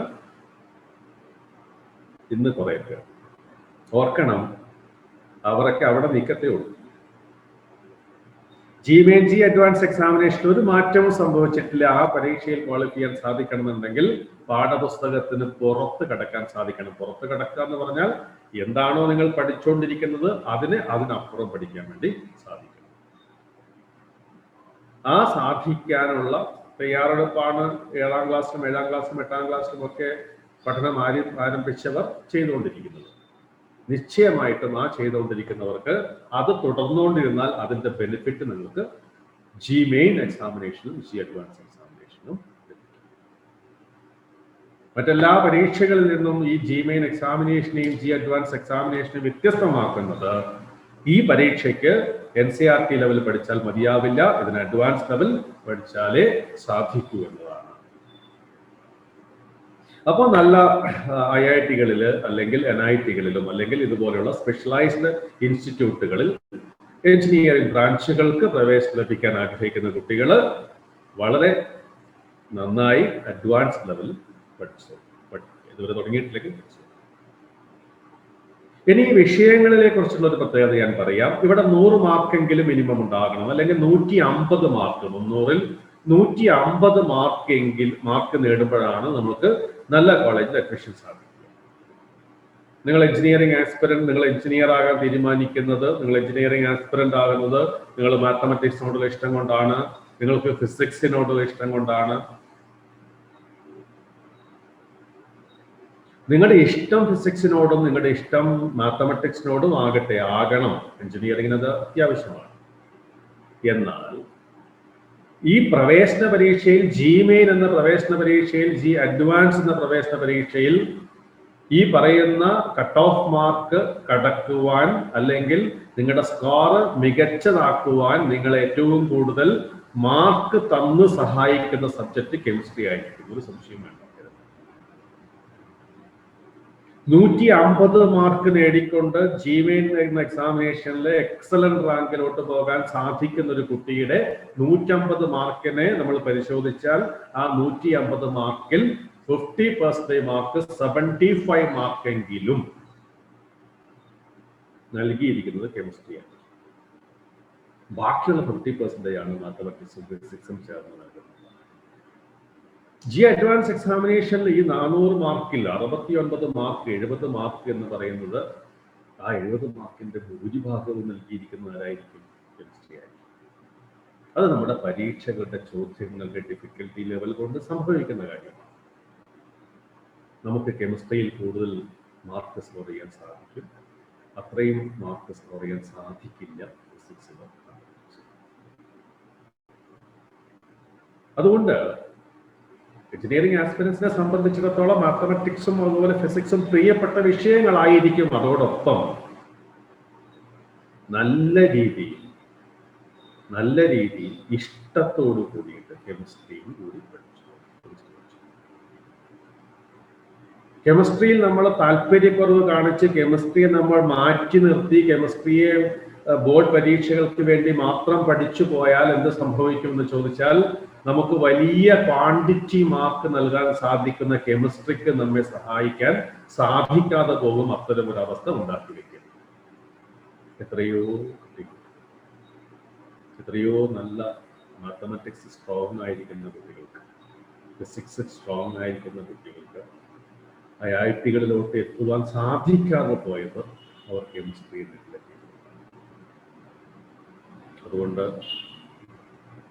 എപ്പോഴും എളുപ്പം മാർക്ക്, കൂടുതൽ ക്വാണ്ടിറ്റി മാർക്ക് നൽകാൻ സാധിക്കാറുള്ള ഒരു സബ്ജക്റ്റ് എന്ന പരിഗണന കൂടി കെമിസ്ട്രിക്ക് കൊടുക്കണം. മാത്സിനെയോ ഫിസിക്സിനോ അവഗണിച്ചിട്ടല്ല ഞാൻ പറയുന്നത്. അത് തന്നെയാണ് എഞ്ചിനീയറിംഗിന് ഏറ്റവും വേണ്ടത്. പക്ഷെ പരീക്ഷയിൽ എന്ന കടമ്പയ്ക്ക് കെമിസ്ട്രി നമ്മളെ അതുകൂടി മനസ്സിൽ വെച്ചായിരിക്കണം നിങ്ങളുടെ തയ്യാറെടുപ്പ് മുന്നോട്ട് പോകുന്നത്. തിരിച്ചു നമുക്ക് വീണ്ടും ആദ്യത്തെ സ്ലൈഡിലോട്ട് പോകാം.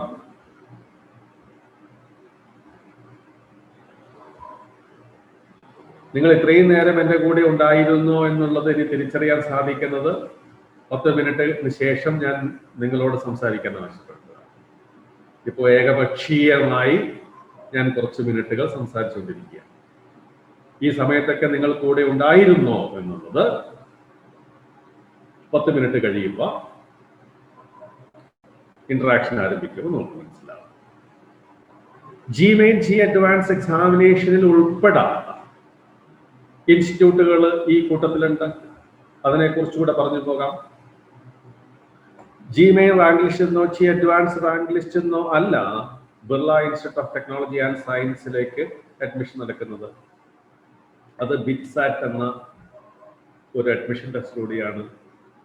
നമ്മൾ ഇപ്പോഴൊക്കെ എല്ലാം ഓൺലൈൻ ആകുന്നതിനൊക്കെ മുമ്പ് തന്നെ കമ്പ്യൂട്ടർ ബേസ്ഡ് എക്സാമിനേഷൻ ആണ് ബിറ്റ്സാറ്റിൽ നടത്തിക്കൊണ്ടിരുന്നത്. ഇപ്പൊ അത് കമ്പ്യൂട്ടർ ബേസ്ഡ് ഓൺലൈൻ എക്സാമിനേഷൻ തന്നെയായിട്ട് മാറും. Birla Institute of Technology and സയൻസിലേക്കുള്ള അഡ്മിഷൻ ടെസ്റ്റിൽ ഈ GMAIN G അഡ്വാൻസ് എക്സാമിനേഷന് വേണ്ടി പ്രിപ്പയർ ചെയ്ത കുട്ടികളെ സംബന്ധിച്ചിടത്തോളം കൂടുതലായിട്ടൊന്നും പരിശീലിക്കേണ്ടതായിട്ടില്ല. ആ പാറ്റേണിലുള്ള കുറച്ച് മോഡൽ പരീക്ഷകൾ, അത് ഓരോ പരീക്ഷയുടെയും നമ്പർ ഓഫ് ക്വസ്റ്റ്യൻസും അനുവദനീയമായ സമയത്തിലും വ്യത്യാസം ഉണ്ടാവും. നമുക്കറിയാം GMAIN-ലാണെങ്കിൽ 75 ക്വസ്റ്റ്യൻസ് മാത്രമേ ആൻസർ ചെയ്യാനുള്ളൂ 3 മണിക്കൂർ സമയത്ത്. G അഡ്വാൻസിന്റെ ചോദ്യങ്ങളുടെ എണ്ണത്തിൽ മുൻകൂർ ഇത്ര ചോദ്യങ്ങളാണെന്ന് പറയില്ല. പക്ഷെ രാവിലെ 3 മണിക്കൂറും ഉച്ചയ്ക്ക് 3 മണിക്കൂറും പരീക്ഷ. ബിറ്റ്സിന്റെ എക്സാമിനേഷനിൽ ഒരു പ്രത്യേകതയുണ്ട്. അനുവദിച്ച നിശ്ചിത സമയം കൊണ്ട് നിങ്ങൾക്ക് തന്ന ചോദ്യങ്ങൾക്കെല്ലാം ഉത്തരം നൽകാൻ സാധിച്ചാൽ നിങ്ങൾക്ക് അഡീഷണൽ ചോദ്യങ്ങൾ തരും, അത് ആൻസർ ചെയ്യും. അത് ഉയർന്ന റാങ്ക് കരസ്ഥമാക്കാൻ സാധിക്കുന്ന കുട്ടികൾക്ക് നൽകുന്ന ഒരു അവസരമാണ്. അനുവദിച്ച ചോദ്യങ്ങൾക്കെല്ലാം ഉത്തരം നൽകിയാൽ സമയം അവശേഷിക്കുന്നുണ്ടെങ്കിൽ ബോണസ് ക്വസ്റ്റ്യൻസ് തരും, അതിൽ നിന്ന് ആൻസർ ചെയ്യാൻ സാധിക്കും. ഇവിടെ ഇന്ത്യൻ മാരിടൈം യൂണിവേഴ്സിറ്റിയും ഇതേപോലെ പ്രത്യേകമായ പ്രവേശന പരീക്ഷയിലൂടെയാണ് അഡ്മിഷൻ നൽകുക. അതിന്റെ മദ്രാസിലെയും വിശാഖപട്ടണത്തെയും ബോംബെയിലെയും കൽക്കട്ടയിലെയും കൊച്ചിയിലെയും ഒക്കെ ക്യാമ്പസുകളിൽ 7ഓളം കോഴ്സുകളുണ്ട്. 7ഓളം കോഴ്സുകളിൽ മറൈൻ എഞ്ചിനീയറിംഗും നേവൽ ആർക്കിടെക്ചറും BSc നോട്ടിക്കൽ സയൻസും ഒക്കെ ഉൾപ്പെടും. മാനേജ്മെന്റ് കോഴ്സസ് വരെ ആ ഇൻസ്റ്റിറ്റ്യൂട്ടുകളിലുണ്ട് ഇന്ത്യൻ മാരിടൈം യൂണിവേഴ്സിറ്റി. അതൊക്കെ സമയമുള്ള സമയത്ത് നിങ്ങൾക്ക് ഗൂഗിൾ ചെയ്ത് എടുക്കാവുന്നതാണ്. മാരിടൈം യൂണിവേഴ്സിറ്റിയുടെ കോഴ്സുകളെ കുറിച്ച് റോഷ് എന്ന പുസ്തകത്തിൽ വിശദീകരിച്ചിട്ടുമുണ്ട്. ആവശ്യമുള്ളത് അത് റെഫർ ചെയ്ത് നോക്കാം. 2 വർഷം മുമ്പ് പ്രസിദ്ധീകരിച്ച പുസ്തകമായതുകൊണ്ട് ലേറ്റസ്റ്റ് അപ്ഡേറ്റ്സ് ഒന്നും പുസ്തകത്തിൽ ഉണ്ടാവില്ല. Indian Institute of food processing and technology admission നിലവിൽ GMAIN റാങ്ക് ലിസ്റ്റ് എന്നാണ്. നാളെ ഇത് മാറിയേക്കാം. പ്രത്യേകമായ പ്രവേശന പരീക്ഷയ്ക്കുള്ള സാധ്യതയുണ്ട്. എന്തായാലും നിലവിൽ അത് ജിമെയിൻ റാങ്ക് ലിസ്റ്റിൽ നിന്നാണ് പ്രവേശനം നൽകിക്കൊണ്ടിരിക്കുന്നത്. അതിൻ്റെ സ്വതന്ത്രമായ പ്രവേശന സംവിധാനം വൈകാതെ ഉണ്ടാകും ദേശീയ വിദ്യാഭ്യാസ നയത്തിനനുസരിച്ച്. ആർമി ഇൻസ്റ്റിറ്റ്യൂട്ട് ഓഫ് ടെക്നോളജിയിലോട്ട് നിങ്ങൾ അപേക്ഷിക്കണം. കാരണം അത് സിവിലിയൻസിന്റെ മക്കൾക്കുള്ള ഇൻസ്റ്റിറ്റ്യൂട്ട് അല്ല. ആർമിയിൽ 10 വർഷം സേവനം അനുഷ്ഠിച്ചുള്ളവർക്ക് മാത്രമാണ് അവിടെ ജിമെയിൻ എന്ന റാങ്ക് ലിസ്റ്റിന്റെ ജിമെയിൻ എന്ന പരീക്ഷയിൽ എത്ര മാർക്കാണോ നിങ്ങൾ സ്കോർ ചെയ്തത് അതിന്റെ അടിസ്ഥാനത്തിലാണ് ആർമി ഇൻസ്റ്റിറ്റ്യൂട്ട് ഓഫ് ടെക്നോളജിയിലോട്ട് റാങ്ക് ലിസ്റ്റ് തയ്യാറാക്കുന്നത്. പൈലറ്റ് ആകാൻ ആഗ്രഹിക്കുന്നവർക്കുള്ള ഇൻസ്റ്റിറ്റ്യൂട്ട്, നേരത്തെ ഞാൻ സംസാരിച്ചപ്പോൾ ആ ഇൻസ്റ്റിറ്റ്യൂട്ട് വിട്ടുപോയതാണ്. Indira Gandhi Rashtriya Uran Academy, IGRU, pilot aptitude. അവിടെ ആദ്യം മുതൽ പ്രിലിമിനറി എക്സാമിനേഷൻ ഉണ്ട്. സയൻസ് ബേസ്ഡ് ആയിട്ടുള്ള എക്സാമിനേഷൻ ആണ്. ആ എക്സാമിനേഷൻ ക്വാളിഫൈ ചെയ്ത് കഴിഞ്ഞാൽ പിന്നെ ഡിഫറെന്റ് ലെവൽ ഓഫ് സ്ക്രീനിങ് ഉണ്ട്. അതിൽ പൈലറ്റ് ആപ്റ്റിറ്റ്യൂഡ് ടെസ്റ്റ് ഉണ്ട്, സൈക്കോളജി പേഴ്സണാലിറ്റി ടെസ്റ്റുകളുണ്ട്, പിന്നെ ഫിസിക്കൽ ഐസൈറ്റ് അങ്ങനെയുള്ള ടെസ്റ്റുകളെല്ലാം ക്വാളിഫൈ ചെയ്ത ശേഷമാണ് IGRUയിൽ പ്രവേശനം ലഭിക്കുക. ഈ പരീക്ഷകളുടെയും ഈ പരീക്ഷകളുടെയൊക്കെ ജിമെയിൻ അഡ്വാൻസ്ഡ് എക്സാമിനേഷന് വേണ്ടി തയ്യാറെടുക്കുന്ന കുട്ടികളെ സംബന്ധിച്ചിടത്തോളം ഈ വിഭാഗത്തിൽ വരുന്ന എല്ലാ പരീക്ഷകളും, എല്ലാ എഞ്ചിനീയറിംഗ് എന്ന കാറ്റഗറിയിൽ വരുന്ന എല്ലാ എൻട്രൻസ് എക്സാമിനേഷനുകളും വളരെ അനായാസം കൈകാര്യം ചെയ്യാൻ സാധിക്കും. ആ അനായാസം കൈകാര്യം ചെയ്യാൻ ജിമെയിൻ അഡ്വാൻസ് എന്ന പരീക്ഷകൾക്ക് വേണ്ടിയിട്ട് നമ്മൾക്ക് തയ്യാറെടുക്കാൻ ആദ്യം നമ്മൾ ചെയ്യേണ്ടത് റീസെറ്റ് യുവർ മൈൻഡ് സെറ്റ്. രണ്ടാമത് NCERT ലെവലല്ല, അഡ്വാൻസ് ലെവൽ സബ്ജക്റ്റ് പഠിക്കുക എന്നതാണ്. ഓക്കെ, അപ്പോ ഇന്നെന്തായാലും 2-3 ഏരിയ കുറിച്ചെങ്കിലും ഡിസ്കസ് ചെയ്യണം എന്നുള്ളതാണ് പ്ലാൻ. അതിൽ ഒന്നാമത്തെ ഭാഗം എഞ്ചിനീയറിംഗിനെ കുറിച്ചുള്ള ഭാഗങ്ങൾ പറഞ്ഞു. ഇനിയുള്ള സമയത്ത് ഈ പറഞ്ഞ കാര്യങ്ങളെ കുറിച്ച് കുട്ടികൾക്ക് ചോദിക്കാനുള്ള സംശയങ്ങൾ ചോദിക്കാം. അതിനുശേഷം നമുക്ക് ഏതിനെ കുറിച്ച് ഡിസ്കസ് ചെയ്യാം? ആർക്കിടെക്ചറിനെ കുറിച്ച് ഡിസ്കസ് ചെയ്യാം. അപ്പോൾ ആർക്കിടെക്ചറിലോട്ട് പോകുന്നതിന് മുമ്പ് നമുക്ക് എഞ്ചിനീയറിംഗിന്റെ സംശയങ്ങൾ, എഞ്ചിനീയറിംഗ് സംബന്ധിച്ച സംശയങ്ങൾ, ചോദ്യങ്ങൾ അറ്റൻഡ് ചെയ്തതിനു ശേഷം യെസ് ദേവനാരായൺ ചോദിച്ചു. Hello sir, defence research development organisation IIT എന്നാണോ? DRDOയിലോട്ടുള്ള സെലക്ഷൻ, DRDOയിലേക്ക് എടുക്കുന്നത് ഒന്ന് DRDO എഞ്ചിനീയേഴ്സിനെ റിക്രൂട്ട് ചെയ്യും. അതിൽ IITN തന്നെ ആകണം എന്ന നിബന്ധനയില്ല. പക്ഷേ IIST, Indian Institute of Space Science and Technology, Indian Institute of Space Science and ടെക്നോളജിയിൽ അഡ്മിഷൻ കിട്ടിയ, ഞാൻ പറഞ്ഞു അത് അബ്സല്യൂട്ട്ലി ഫ്രീ ആണ്. നമ്മളവിടെ ഫീസ് ഒന്നും പേ ചെയ്യുന്നില്ല. ഡിപ്പാർട്ട്മെന്റ് ഓഫ് സ്പേസ് ആണ് നമ്മൾ സ്പോൺസർ ചെയ്ത് പഠിപ്പിക്കുന്നത്. അങ്ങനെ ഡിപ്പാർട്ട്മെന്റ് ഓഫ് സ്പേസ് സ്പോൺസർ ചെയ്ത് നമ്മളവിടെ പഠിപ്പിക്കുന്നു. നമുക്ക് അവിടെ പഠിക്കാൻ സാധിക്കുന്ന ബ്രാഞ്ചുകൾ 3 ബ്രാഞ്ചാണ്. BTechന് 2 ബ്രാഞ്ച് BTechനും 1 ബ്രാഞ്ച് ഇന്റഗ്രേറ്റഡ് M.Techുമാണ്. അത് ഒന്ന് എയറോസ്പേസ് എഞ്ചിനീയറിംഗ് ആണ്, BTech പ്രോഗ്രാം ഉള്ളത്. രണ്ടാമത്തത് BTech ഇൻ ഏവിയോണിക്സ് ആണ്. മൂന്നാമത്തത് ഇന്റഗ്രേറ്റഡ് M.Tech പ്രോഗ്രാം 5 ഇയർ കോഴ്സാണ്, ഡ്യുവൽ ഡിഗ്രി പ്രോഗ്രാമാണ്. അത് എഞ്ചിനീയറിംഗ് ഫിസിക്സിലാണ്. അപ്പോൾ ഇങ്ങനെയുള്ള 3 കോഴ്സിലോട്ടാണ് നമുക്ക് +2 കഴിയുമ്പോൾ അവിടെ ഇൻടേക്ക് ഉള്ളത്. അതെനിക്ക് എൻ്റെ ഓർമ്മയിൽ 60 വീതം സീറ്റുകളാണെന്ന് തോന്നുന്നു. എയറോസ്പേസിനും അതുപോലെ ഏവിയോണിക്സിനും 20ഓളം സീറ്റുകൾ മാത്രമേ എഞ്ചിനീയറിംഗ് ഫിസിക്സിന്റെ ഡ്യുവൽ ഡിഗ്രി ഇന്റഗ്രേറ്റഡ് M.Tech പ്രോഗ്രാമിനുള്ളൂ. ഈ കോഴ്സുകൾ അഡ്മിഷൻ കിട്ടുന്ന കുട്ടികൾ ഡിപ്പാർട്ട്മെന്റ് ഓഫ് സ്പേസുമായിട്ട് ഒരു ബോണ്ടിൽ ഏർപ്പെടുന്ന, ഒരു ബോണ്ട് സൈൻ ചെയ്യുന്നുണ്ട്. ആ ബോണ്ട് പ്രകാരം നിങ്ങൾ അവിടെ ആ കോഴ്സ് സക്സസ്ഫുള്ളി കംപ്ലീറ്റ് ചെയ്താൽ government of India department of space നിങ്ങൾക്ക് ജോബ് ഓഫർ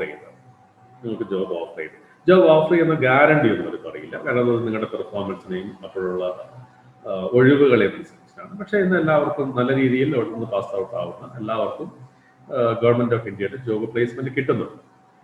കുട്ടികൾ സ്വീകരിക്കുന്നില്ല, അല്ലെങ്കിൽ സ്വീകരിച്ച ശേഷം റിസൈൻ ചെയ്ത് പോകുന്നു എന്നുള്ളതാണ് എൻ്റെ അറിവ്.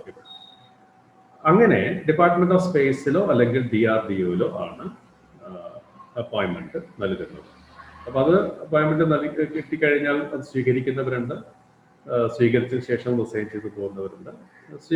നിശ്ചിത കാലയളവ് ഗവൺമെന്റ് ഓഫ് ഇന്ത്യ ഓഫർ ചെയ്യുന്ന ജോബ് സ്വീകരിക്കാത്ത പക്ഷം ആ ബോണ്ടിൽ പറയുന്ന കോമ്പൻസേഷൻ കൊടുക്കാൻ നമ്മൾ ബാധ്യസ്ഥരാണ്. ഒരു എമൗണ്ട് ബോണ്ട് സൈൻ ചെയ്യുന്ന സമയത്ത് നിശ്ചയിച്ചിട്ടുണ്ടാവും.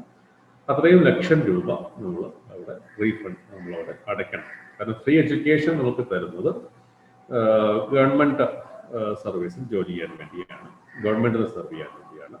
അത് നമ്മൾ തയ്യാറിലേക്ക്. DRDO എന്ന ലക്ഷ്യമാണ് ദേവനാരായണൻ എങ്കിൽ അതിന് IAST തന്നെ പോകണമെന്ന് നിർബന്ധമൊന്നുമില്ല. DRDOയിലും മറ്റ് ടിക്കറ്റുകാരെ റിക്രൂട്ട് ചെയ്യും. IITians NITians ആണെങ്കിൽ സ്വാഭാവികമായിട്ടും അവിടെ കിട്ടുവാനുള്ള സാധ്യത വളരെ കൂടുതലാണ്. ഏത് ഇൻസ്റ്റിറ്റ്യൂട്ടുകൾ എടുക്കുമ്പോഴും IITianമാരും NITianമാരും ആണെങ്കിൽ, കഴിഞ്ഞ ദിവസം NTSCയെ സംബന്ധിച്ച ക്ലാസ്സിൽ ഞാൻ പറഞ്ഞു, NTSC കിട്ടുന്നവർ ലോകത്തിലെ NTSC കിട്ടുന്ന ഇന്ത്യയിലെ 2000 പേർ എന്ന് പറയുന്നത് ലോകത്തിലെ ഏറ്റവും മികച്ച 4000 പേരിൽ ഒരാളാണ്. അതുപോലെ തന്നെയാണ് IITianമാർ എന്ന് പറഞ്ഞാൽ ഇന്ത്യയിലെ ഏറ്റവും മികച്ച ഇൻസ്റ്റിറ്റ്യൂട്ടിലെ, ലോകത്തിലെ ഏറ്റവും മികച്ച ഇൻസ്റ്റിറ്റ്യൂട്ട് അല്ലെങ്കിൽ ലോകത്തിലെ ഏറ്റവും പ്രധാനമായ ഒരു മത്സര പരീക്ഷയിലൂടെ കടന്നു വരുന്നവരാണ് IITianമാർ. അപ്പോൾ സ്വാഭാവികമായിട്ടും ഇന്ത്യയിലെ ഈ 10 IITകളിൽ അല്ലെങ്കിൽ 23 IITകളിൽ പ്രവേശനം കിട്ടുന്നതെന്ന് പറഞ്ഞാൽ ഏകദേശം 10,000-ൽ താഴെ, ജനറൽ റാങ്ക് ആണെങ്കിൽ 8,000-ൽ താഴെ റാങ്ക് കിട്ടുന്നവർക്ക് മാത്രമാണ് ഈ IITകളിൽ പ്രവേശനം കിട്ടുന്നതാവും. അപ്പൊ ഇന്ത്യയിലെ ഏറ്റവും കോമ്പറ്റീഷൻ കൂടിയ ഒരു പരീക്ഷയിലൂടെ ഏറ്റവും ആദ്യ 10,000 സ്ഥാനത്തെത്തിയവർ എന്ന് പറയുമ്പോൾ അവർ ലോകത്തിൽ തന്നെ ഏറ്റവും മികച്ചവരാണ്. അപ്പോൾ സ്വാഭാവികമായിട്ടും എവിടെ പ്ലേസ്മെന്റ് വരുമ്പോഴും അത് IITianമാർക്ക് ആ ഒരു പരിഗണന കിട്ടുന്നുണ്ട്. അതുകൊണ്ടാണ് വേൾഡ് കോർപ്പറേറ്റ് കമ്പനികളുടെ ഒക്കെ ഒരു നെറ്റ് സെർച്ച് ചെയ്താൽ നിങ്ങൾക്കൊരു വീഡിയോ, പണ്ട് CNN ചാനൽ ബ്രോഡ്കാസ്റ്റ് ചെയ്ത ഒരു ഹാഫ് ആൻ അവർ പ്രോഗ്രാമിൻ്റെ ഒരു വീഡിയോ, ഇപ്പോഴും അത് എല്ലാവരും കണ്ടിട്ടുണ്ടാവും. What we imports from India എന്നൊരു വീഡിയോ ഉണ്ട്, വളരെ പഴയതാണ്. What we imports from India, CNN, അമേരിക്കയിലെ CNN ചാനൽ ബ്രോഡ്കാസ്റ്റ് ചെയ്ത ഒരു പ്രോഗ്രാം. അതിനകത്ത് അവർ ആ പ്രോഗ്രാം ആരംഭിക്കുന്നത് എങ്ങനെയാണ്? We imports oil from Saudi Arabia, TVs from Korea, അങ്ങനെയൊക്കെ പല സാധനങ്ങളെയും പറയും. We imports oil from Saudi Arabia, TV from Korea, അങ്ങനെയൊക്കെ പറഞ്ഞിട്ട് അവസാനം അവർ പറയും we imports the real brain from India, the real brain from India. അത് ബോംബെ IITയുടെ ക്യാമ്പസ് ഒക്കെ കാണിച്ച ഡിസ്കഷനാണ് ഇരുന്നത്. സമയമുള്ളവർ അതൊന്ന് കാണുന്നത് ഇൻസ്പിറേഷൻ ഉണ്ടാക്കുന്ന കാര്യമാണ്. അതുകൊണ്ട് DRDO എന്ന് മാത്രമല്ല, എഞ്ചിനീയർമാരെ റിക്രൂട്ട് ചെയ്യുന്ന എവിടെയും ദേവനാരായണന് വളരെ മികച്ച സാധ്യത കൊണ്ടുവന്ന് തരും. എവിടുന്ന് എഞ്ചിനീയറിംഗ് പഠിച്ചാൽ,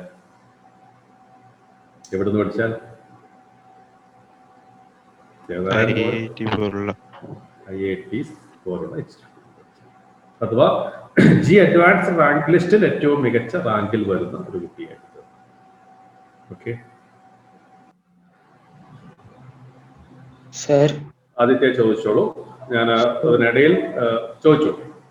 സർ, ഇത്ര ഇൻസ്റ്റിറ്റ്യൂഷൻസ് ഒക്കെ ഉണ്ടായിട്ടും എന്തുകൊണ്ടാ സർ ഇന്ത്യയിൽ തന്നെ സയന്റിസ്റ്റിനെ ലാക്ക് ചെയ്യുകയും സയന്റിസ്റ്റ് ഒക്കെ DRDOയിലോ ISROയിലോ ഒക്കെ കിട്ടിയാലും റിസൈൻ ചെയ്തിട്ട് പോകുന്നത്? അതിന് ഒരുപാട് കാരണങ്ങളുണ്ട് ആദിത്യ. അത് ഒരുപാട് കാരണങ്ങൾ എന്ന് പറഞ്ഞാല് ആ കാരണങ്ങൾ കൂടെ പറയാം. അപ്പോൾ നിങ്ങൾ രാജ്യത്ത് തന്നെ തുടരാൻ താല്പര്യം കാണിക്കട്ടെ എന്ന് പറയുന്നു. നമ്മൾ IITകൾ ആരംഭിച്ചു. IITകൾ ഒക്കെ ആരംഭിച്ച് ആ IITianമാരാണ് ഇന്ന് കാണുന്ന ഇന്ത്യയിലെ പ്രധാനമായ പലതും സ്ഥാപിച്ചത്. നിങ്ങളൊക്കെ ജോലി ചെയ്യാൻ ആഗ്രഹിക്കുന്ന ഇൻഫോസിസ് പോലുള്ള, ഇന്ത്യൻ മൈക്രോസോഫ്റ്റ് എന്നറിയപ്പെടുന്ന ഇൻഫോസിസ് പോലുള്ള സ്ഥാപനങ്ങളൊക്കെ ആരംഭിക്കപ്പെട്ടത് അങ്ങനെയാണ്. ഇത് ലോകരാജ്യങ്ങൾ ശ്രദ്ധിക്കുന്നുണ്ട്. നിങ്ങൾ എത്ര കണ്ട് സത്യസന്ധമായി ചരിത്രം വായിക്കാറുണ്ട് എന്ന് എനിക്കറിയില്ല. ലണ്ടൻ ടൈംസ് എന്ന പത്രമാണ്. ലണ്ടൻ ടൈംസ് എന്ന പത്രം ഒരിക്കൽ ഇന്ത്യയിലെ ജനറൽ ഇലക്ഷൻ നടക്കുമ്പോൾ അവരുടെ എഡിറ്റോറിയൽ എഴുതിയത് India faces the fourth general election, it may be the last എന്നാണ്. സെർച്ച് ചെയ്താൽ കിട്ടും. India faces the fourth general, നമ്മുടെ ലോകസഭയിലേക്കുള്ള 4ാമത്തെ തെരഞ്ഞെടുപ്പ് നടക്കുമ്പോൾ എഴുതിയ എഡിറ്റോറിയലാണ്. India faces the fourth general election, it may be the last.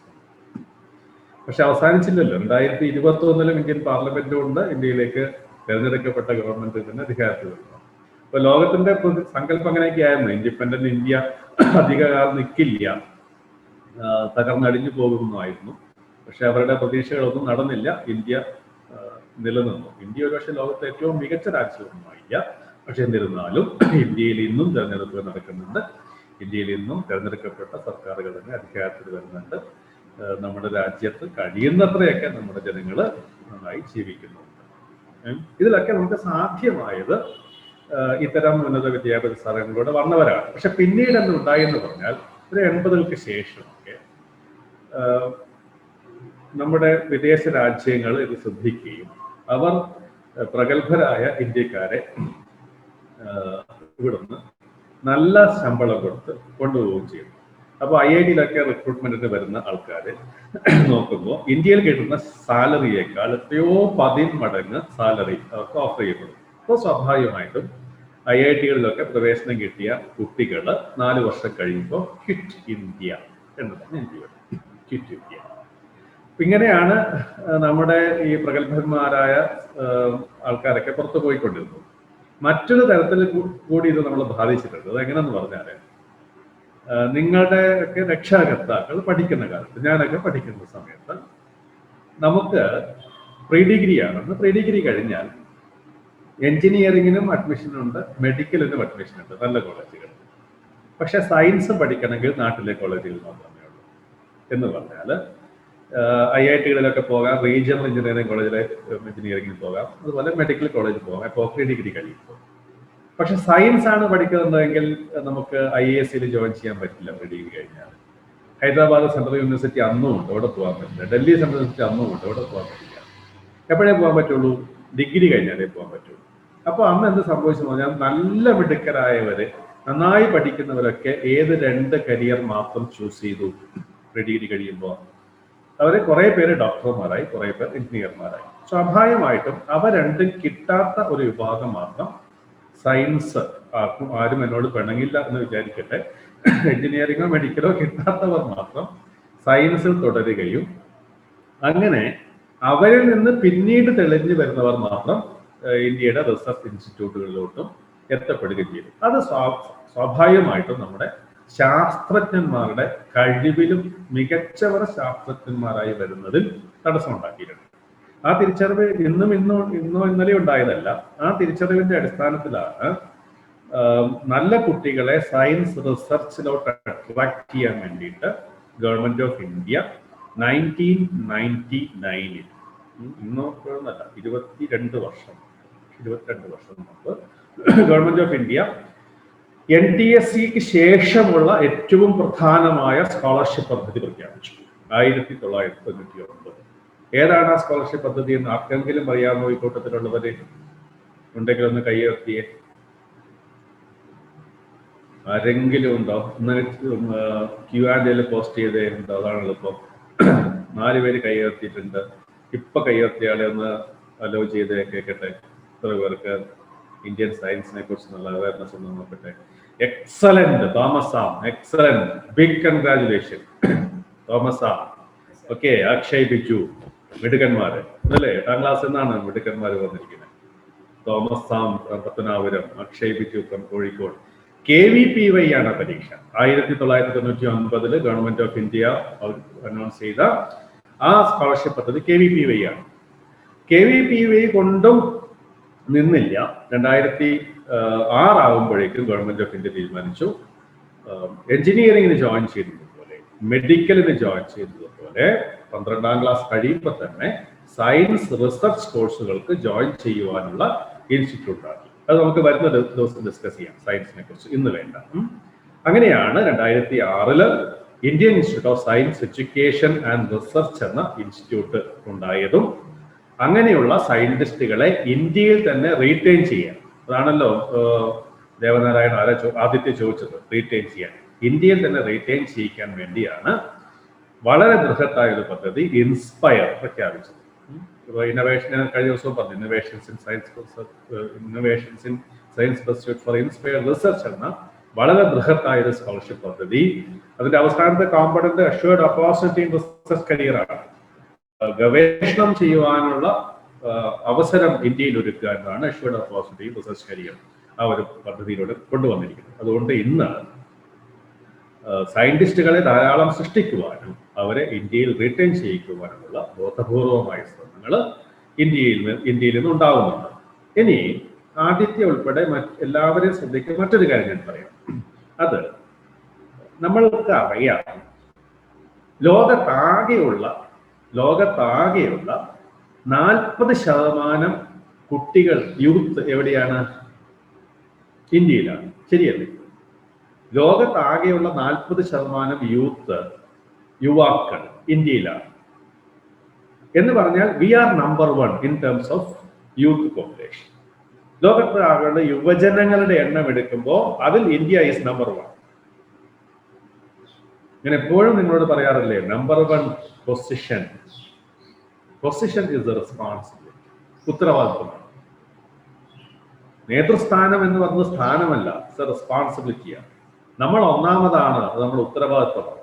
40% youth ഇന്ത്യയിലുണ്ടെങ്കിൽ നമ്മൾ റെസ്പോൺസിബിൾ ആണ്. ലോകത്തിന് ആവശ്യമായ 40% സയന്റിസ്റ്റുകളെ, 40% എഞ്ചിനീയേഴ്സിനെ, 40% ഡോക്ടേഴ്സിനെ, 40% എക്കണോമിസ്റ്റുകളെ, 40% ലീഗൽ എക്സ്പേർട്സിനെ, അങ്ങനെ ഈ ലോകത്തിന് ആവശ്യമായ 40% നൽകാൻ ഇന്ത്യ റെസ്പോൺസിബിൾ ആണ്.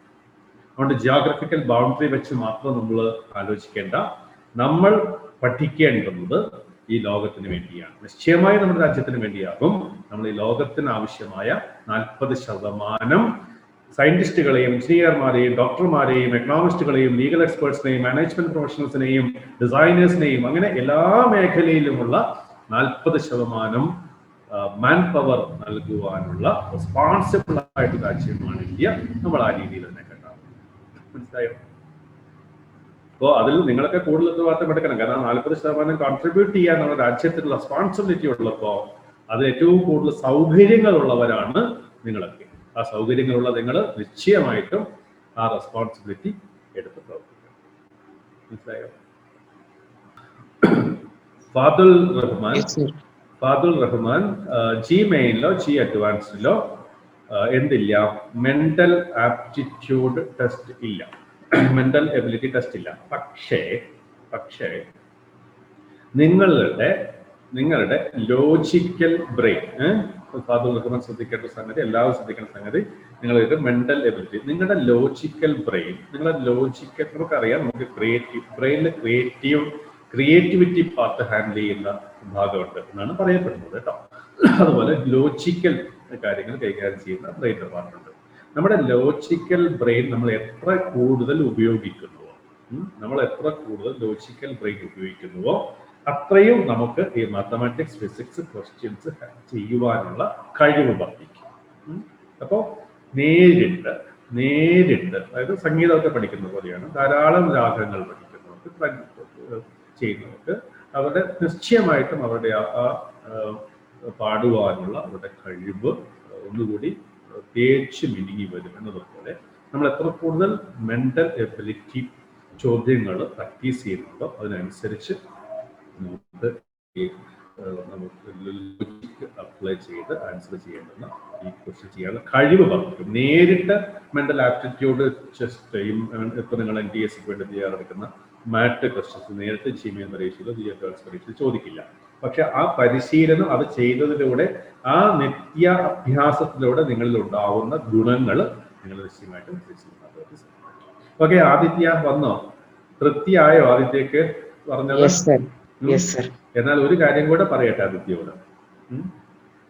100-200 വർഷം വിദേശികൾ നമ്മുടെ രാജ്യം ഭരിച്ചിട്ട് ഈ രാജ്യത്ത് നിന്ന് കോടാനുകോടി സ്വത്തുക്കൾ കടത്തിക്കൊണ്ടുപോയിട്ടുണ്ട്.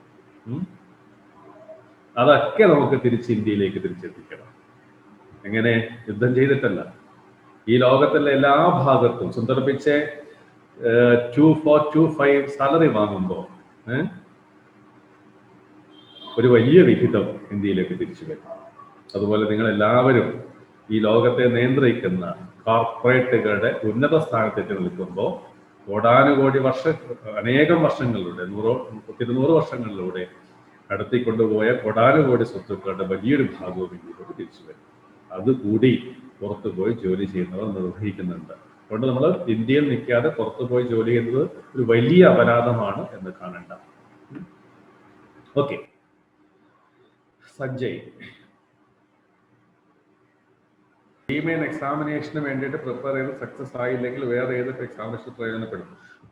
ജിമെയിൻ എക്സാമിനേഷന് വേണ്ടിയിട്ടുള്ള തയ്യാറെടുപ്പുകൾ കൊണ്ട് നിങ്ങൾക്ക് ഇന്ത്യയിൽ നടക്കുന്ന വേറെ ഏത് എഞ്ചിനീയറിംഗ് പരീക്ഷകൾ, ഇപ്പൊ ഞാൻ ഈ പറഞ്ഞ ദേശത്തിനകത്തെല്ലാം നാഷണൽ ഇൻസ്റ്റിറ്റ്യൂട്ടുകളിലേക്കുള്ള എഞ്ചിനീയറിംഗ് പരീക്ഷകളാണ് ഡിസ്കസ് ചെയ്യുന്നത്.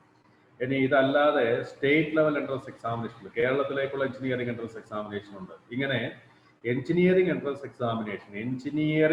എക്സാമിനേഷനുകളിൽ എല്ലാ എഞ്ചിനീയറിംഗ് എൻട്രൻസ് എക്സാമിനേഷനും ഈ പ്രിപ്പറേഷൻ നമുക്ക് ഫലം ചെയ്യും. ഞാൻ എന്തുകൊണ്ടാണ് ഇത് 9ാം ക്ലാസ്സിലും 10ാം ക്ലാസ്സിലും പഠിക്കുന്ന കുട്ടികളോട് ഇപ്പോൾ പറയുന്നത്? 9ാം ക്ലാസ്സിലും 10ാം ക്ലാസ്സിലും വെച്ചിട്ട് ഞാൻ ഈ പറഞ്ഞത് പ്രകാരം നിങ്ങൾക്ക് നിങ്ങളുടെ മൈൻഡ് സെറ്റ് റീസെറ്റ് ചെയ്യാൻ സാധിക്കുന്നില്ലെങ്കിൽ, നിങ്ങൾക്ക് നിങ്ങളുടെ മൈൻഡ് സെറ്റ് റീസെറ്റ് ചെയ്യാൻ, ഞാൻ പറഞ്ഞതുകൊണ്ട് നിങ്ങളുടെ മൈൻഡ് സെറ്റ് റീസെറ്റ് ചെയ്യാൻ സാധിക്കണമെന്നില്ല. നിങ്ങൾക്ക് പറഞ്ഞത് പ്രകാരം മൈൻഡ് സെറ്റ് റീസെറ്റ് ചെയ്ത് ശരികൾ മാത്രം ചെയ്യുന്ന, പൂർണ്ണമായിട്ടും ശരികൾ മാത്രം ചെയ്യുന്ന സ്വഭാവം സ്വീകരിക്കാൻ സാധിക്കുന്നില്ലെങ്കിൽ, നിങ്ങൾക്ക് ഫിസിക്സും മാത്തമാറ്റിക്സും കെമിസ്ട്രിയിലും അഡ്വാൻസ് ലെവൽ പഠിക്കുവാൻ സാധിക്കുന്നില്ലെങ്കിൽ, ഡോണ്ട് ഗോ ഫോർ എഞ്ചിനീയറിംഗ്. ഇതാണ് എൻ്റെ ഉത്തരം. ഈ നാട്ടിൽ എഞ്ചിനീയറിംഗ് പഠിച്ചാൽ മാത്രമേ കരിയർ ഉള്ളൂ എന്ന് ഞാൻ ഇവിടെ പറഞ്ഞിട്ടില്ല. എഞ്ചിനീയറിംഗിനെ പോലെ തന്നെ മികച്ച അവസരങ്ങൾ നൽകുന്ന ധാരാളം ഇനിയും പറയാനുണ്ട് ബാക്കി.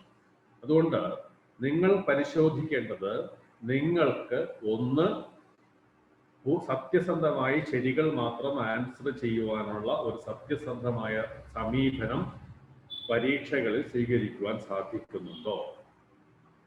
2, നിങ്ങൾ ഫിസിക്സും കെമിസ്ട്രിയും മാത്തമാറ്റിക്സും NCERT ലെവലിനേക്കാൾ നന്നായി അഡ്വാൻസ് ലെവലിൽ പഠിക്കുവാൻ നിങ്ങൾക്ക് സാധിക്കുന്നുണ്ടോ? ഇവ രണ്ടും ഉണ്ടെങ്കിൽ നിങ്ങൾക്ക് എഞ്ചിനീയറിംഗ് തിരഞ്ഞെടുക്കാം, നിങ്ങൾ അത് വിജയിക്കും. ഇത് രണ്ടും നിങ്ങൾക്ക് സാധിക്കുന്നില്ലെങ്കിൽ നിങ്ങൾക്ക് ഈ പ്രവേശന, ഈ ജിമെയിൻ, ജി അഡ്വാൻസ്ഡ് ഉൾപ്പെടെയുള്ള എഞ്ചിനീയറിംഗ് എൻട്രൻസ് എക്സാമിനേഷനിൽ വിജയിച്ചു വരാൻ പ്രയാസമാണ്. അതിന് പോകാതിരിക്കുക. ഈ സമയം നിങ്ങൾക്ക് തീരുമാനമെടുക്കാനുള്ള സമയമാണ്. അതുകൊണ്ടാണ് ഈ ഒരു ഡിസ്കഷനിലോട്ട് 12ാം ക്ലാസ് കുട്ടികളെ ഇൻവൈറ്റ് ചെയ്യാത്തത്, +2 കഴിഞ്ഞവരെ ഇൻവൈറ്റ് ചെയ്യാത്തത്. ഞാൻ +2 കഴിഞ്ഞ കുട്ടികളോട് സംസാരിക്കാൻ താല്പര്യപ്പെടാറില്ല സാധാരണ. അതിന്റെ കാരണം ഇതാണ്, എന്താണ് ചെയ്യേണ്ടത് എന്ന് ഇപ്പോഴും നിങ്ങൾക്ക് സെലക്ട് ചെയ്യാം. ഓക്കെ, മറ്റ് ക്വസ്റ്റ്യൻസ് ഒന്നും ഇത് സംബന്ധിച്ച് വന്നിട്ടില്ലാത്തത് കൊണ്ട് നമുക്ക് ആർക്കിടെക്ചറിനെ സംബന്ധിച്ച് ഡിസ്കഷനിലോട്ട് കിടക്കാം. ഇന്ന് ആർക്കിടെക്ചർ കൂടി ഫിനിഷ് ചെയ്ത് നമുക്ക് അവസാനിപ്പിക്കാം. കുറച്ച് കൂടുതൽ ചരിത്രമൊക്കെ പറഞ്ഞു പോയതുകൊണ്ട് ഞാൻ പോയി.